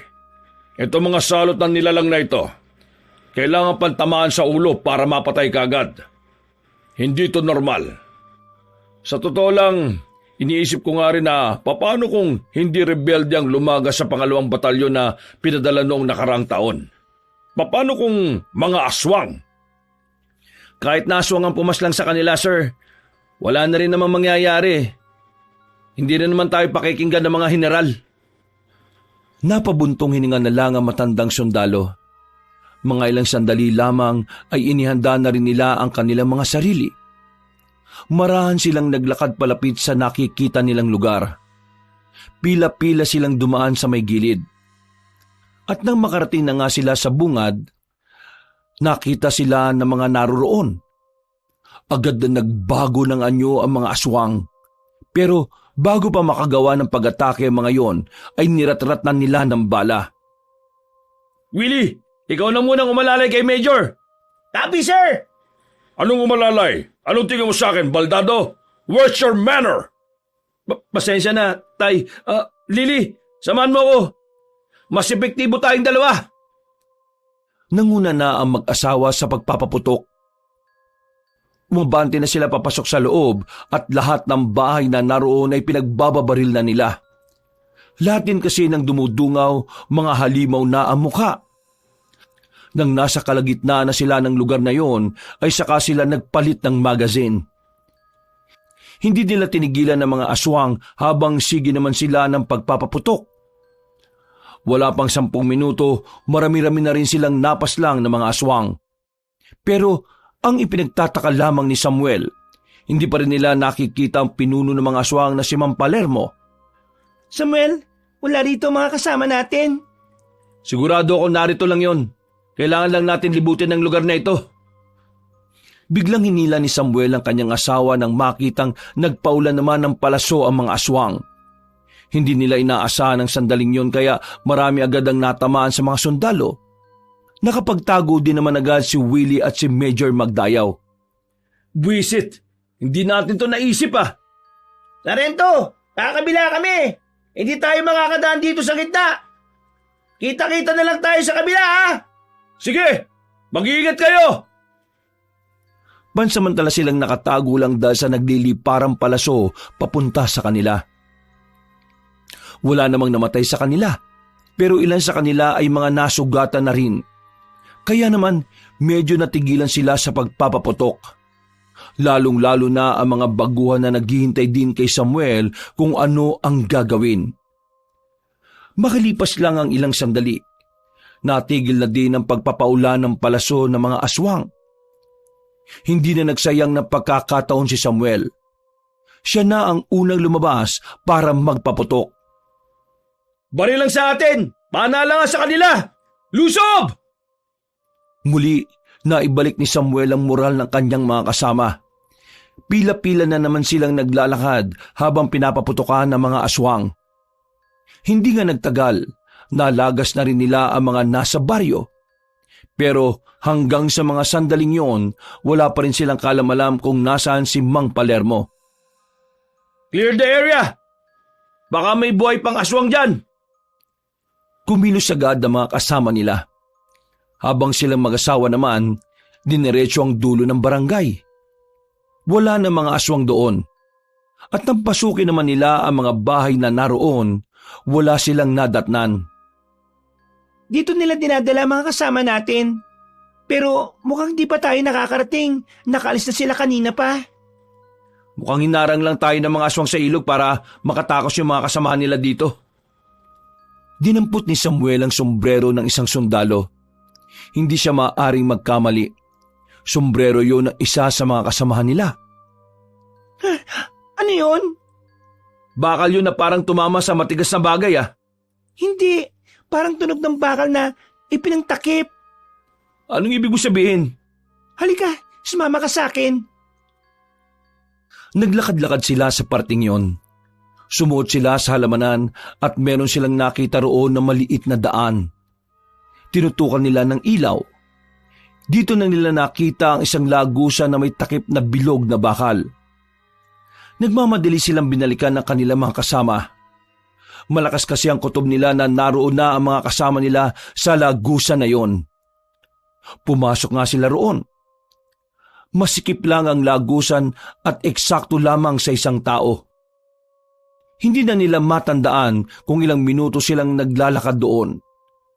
At nang makalabas na sila roon, panibagong lugar naman ang kanilang nadatnan. Tintik naman ng mga aswang to. Oh.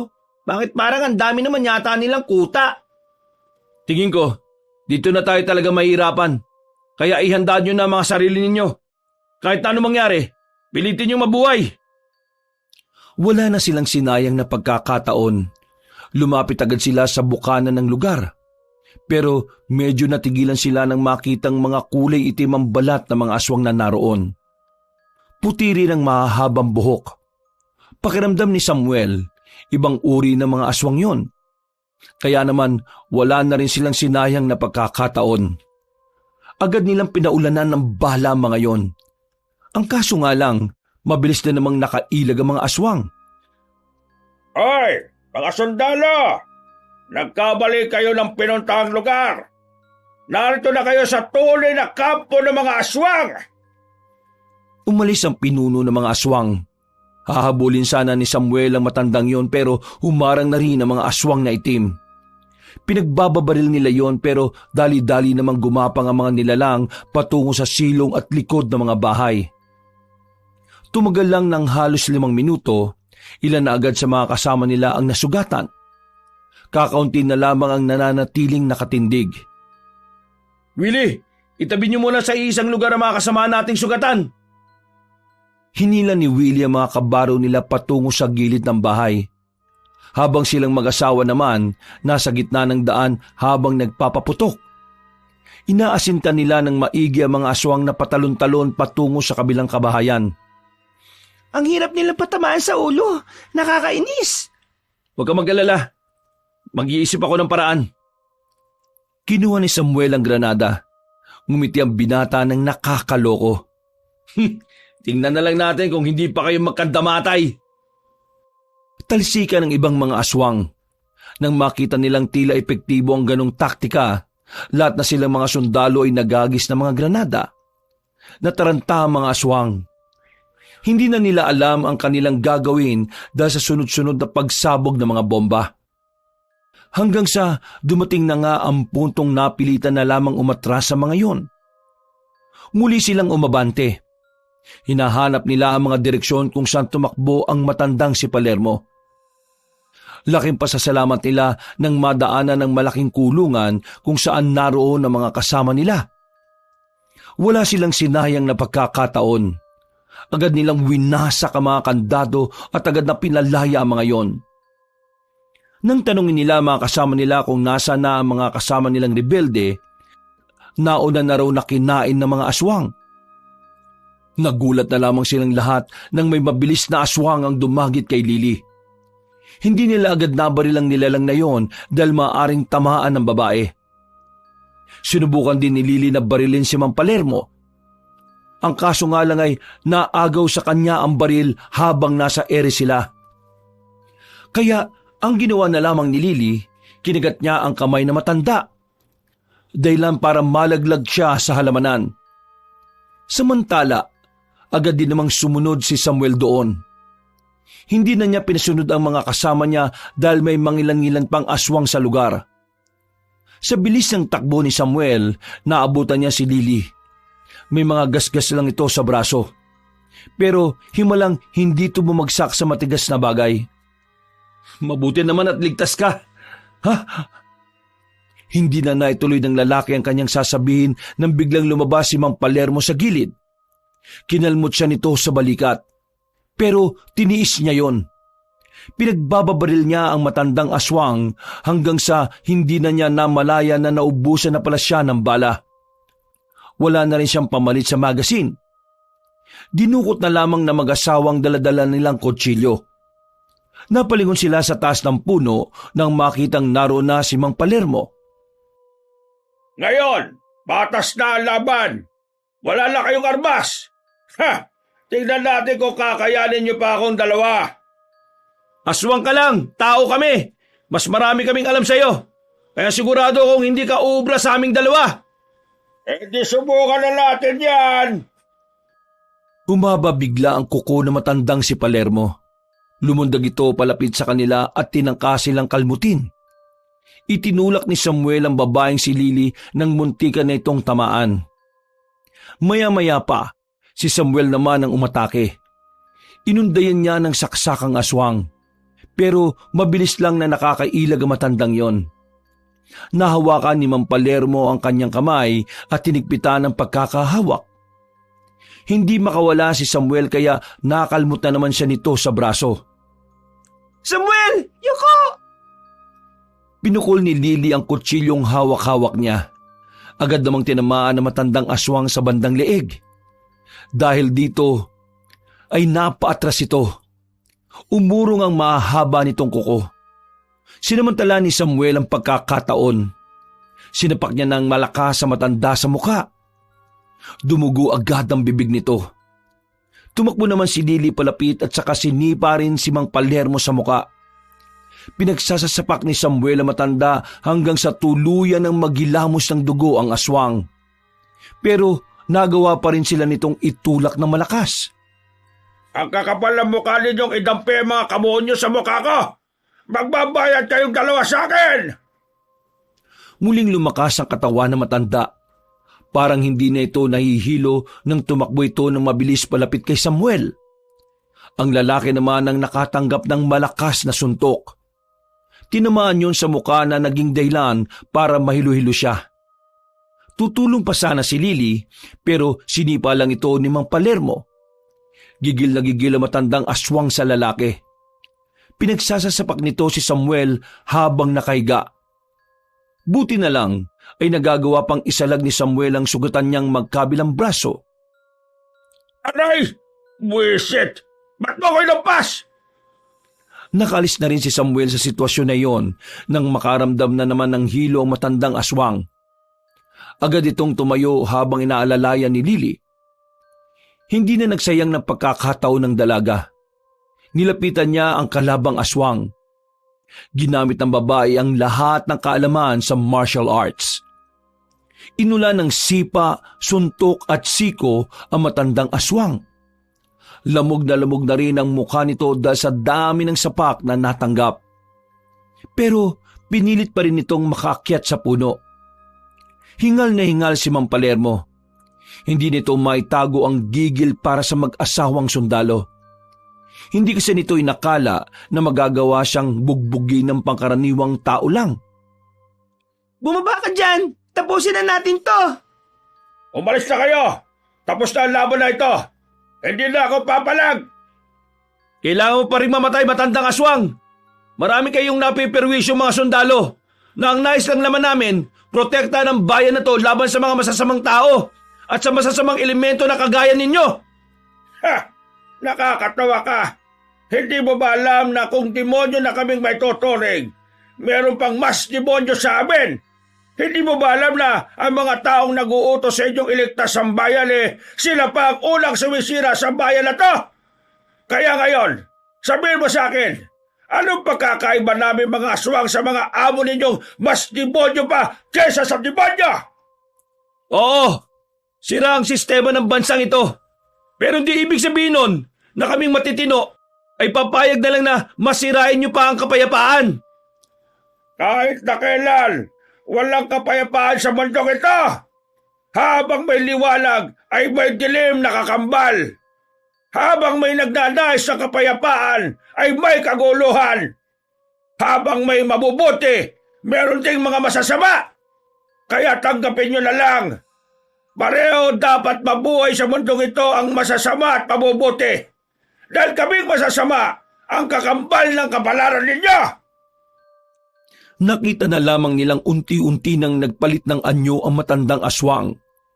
Buong akala na mag-asawa ay yun na ang huling anyo nito. Pero hindi pa rin pala.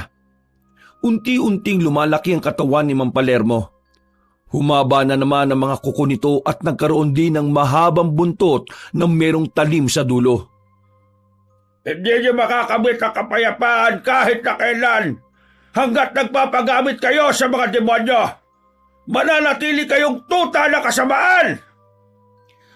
Bumaba na sa puno ang matandang aswang. Akmang lalapit na yon sa kanila nang biglang dumating sila Willie at Major Magdayaw. Nangisay-ngisay ang matandang aswang dahil lahat ng bala ng mga sundalo ay sinalo niya. Hindi pa man ito nakakalapit sa mag-asawa, tuluyan na itong bumagsak sa lupa. Sumusuka na ito ng dugo. Nakadilat pa ang mga mata habang nakatingin sa bilog na buwan. Ilang sandali lang, tuluyan nang binawian ng buhay ang pinuno ng mga aswang. Nasaktan ba kayo? Hindi, ayos lang naman kami. Maraming salamat at niligtas niyo kami. Mukhang dedo ng aswang na yan. Ang kailangan na lang nating intindihin ay ang mga natitirang aswang. Men! Move! Ubusin niyo ang mga tira-tira! Aalis na tayo rito maya-maya. Oh! Ano bang tinitingin-tingin niyo? Move! That's an order! Move, move, move! Bilis! Mga siraulo to ah. Kung sa bagay, hindi naman ako ang in charge dito. Sarento, ang dami mong sugat. Malayo sa bituka yan. Nagawa pang tumawa ni Samuel ng mga sandaling yon. Makalipas lang ang halos kalating oras, tuluyan na nga nilang naubos sa mga aswang. Matapos nilang sunugin ang bangkay ng mga aswang, agad-agad na rin silang umalis doon. Umaga na nang mabalikan na nila ang bahay ni Aling Edna. Sandali lang silang nagpahinga roon, pero kalaunan ay tumungo na rin sila sa kanilang kampo sa bayan. Nang malaman ng mga mas nakakataas ang ginawang pagbitbit ni Major Magdayaw sa mga tao nila, agad na napatawa ng suspensyon ng matanda. Na makalipas lang din ng 4 na araw, bigla itong nasibak sa pwesto. Nagalit ang mga mas nakakataas, pero kahit na ganoon, hindi naman nagsisisi si Major Magdayaw. 5 araw ang nagdaan. Wala akong pakialam sa kanila. Ang mahalaga, nailigtas ko kayo at nandito pa rin kayo. Ayaw kong mawala kayo dahil mawawalan ako ng apo. Yung pala ang pinakadailan mo kaya kami niligtas. Akala ko naman concern kayo sa amin. Concern naman ako sa inyo. Pero mas concern ako sa magiging apo ko. Pa, maraming salamat talaga ha. Sinugal niyo ang posisyon niyo para sa amin. Posisyon lang naman yun eh. Mas mahalaga ang posisyon ko sa buhay niyong dalawa. At yun ay ang maging guardian ninyo. Naku, swerte Samuel. Swerte mo kayong Mang Benji. Mabait na biyenan. Anong sinasabi mo? Ma'am Benji? Ay, mali. Major Magdayaw pala. Sir, pasensya na sir ha. Akala ko kasi wala na tayo sa trabaho eh. Biro lang. Cheers na lang tayo ulit. Para sa tagumpay. Cheers! Mula nang matapos nila ang problema sa mga rebelde at aswang, naging payapa na ang bundok na yon. Nakabalik na rin si Aling Edna sa bahay nito. Habang ang mag-asawang Samuel at Lily naman, mas naging maganda ang kanilang pagsasama. Nakalaunan nga ay biniyayaan na sila ng kambal na anak. Makalipas lang ang 4 na taon, naisipan na mag-asawa na magretiro na maaga sa serbisyo. Yun ay para mas maitunan nila ang kanilang atensyon sa 2 nilang anak. Sa ngayon, masaya na si Samuel sa simple nilang buhay. Napapangiti na lamang siya kapag naaalala ang mala impyerno, ngunit may magandang aral na karanasan. Wakas,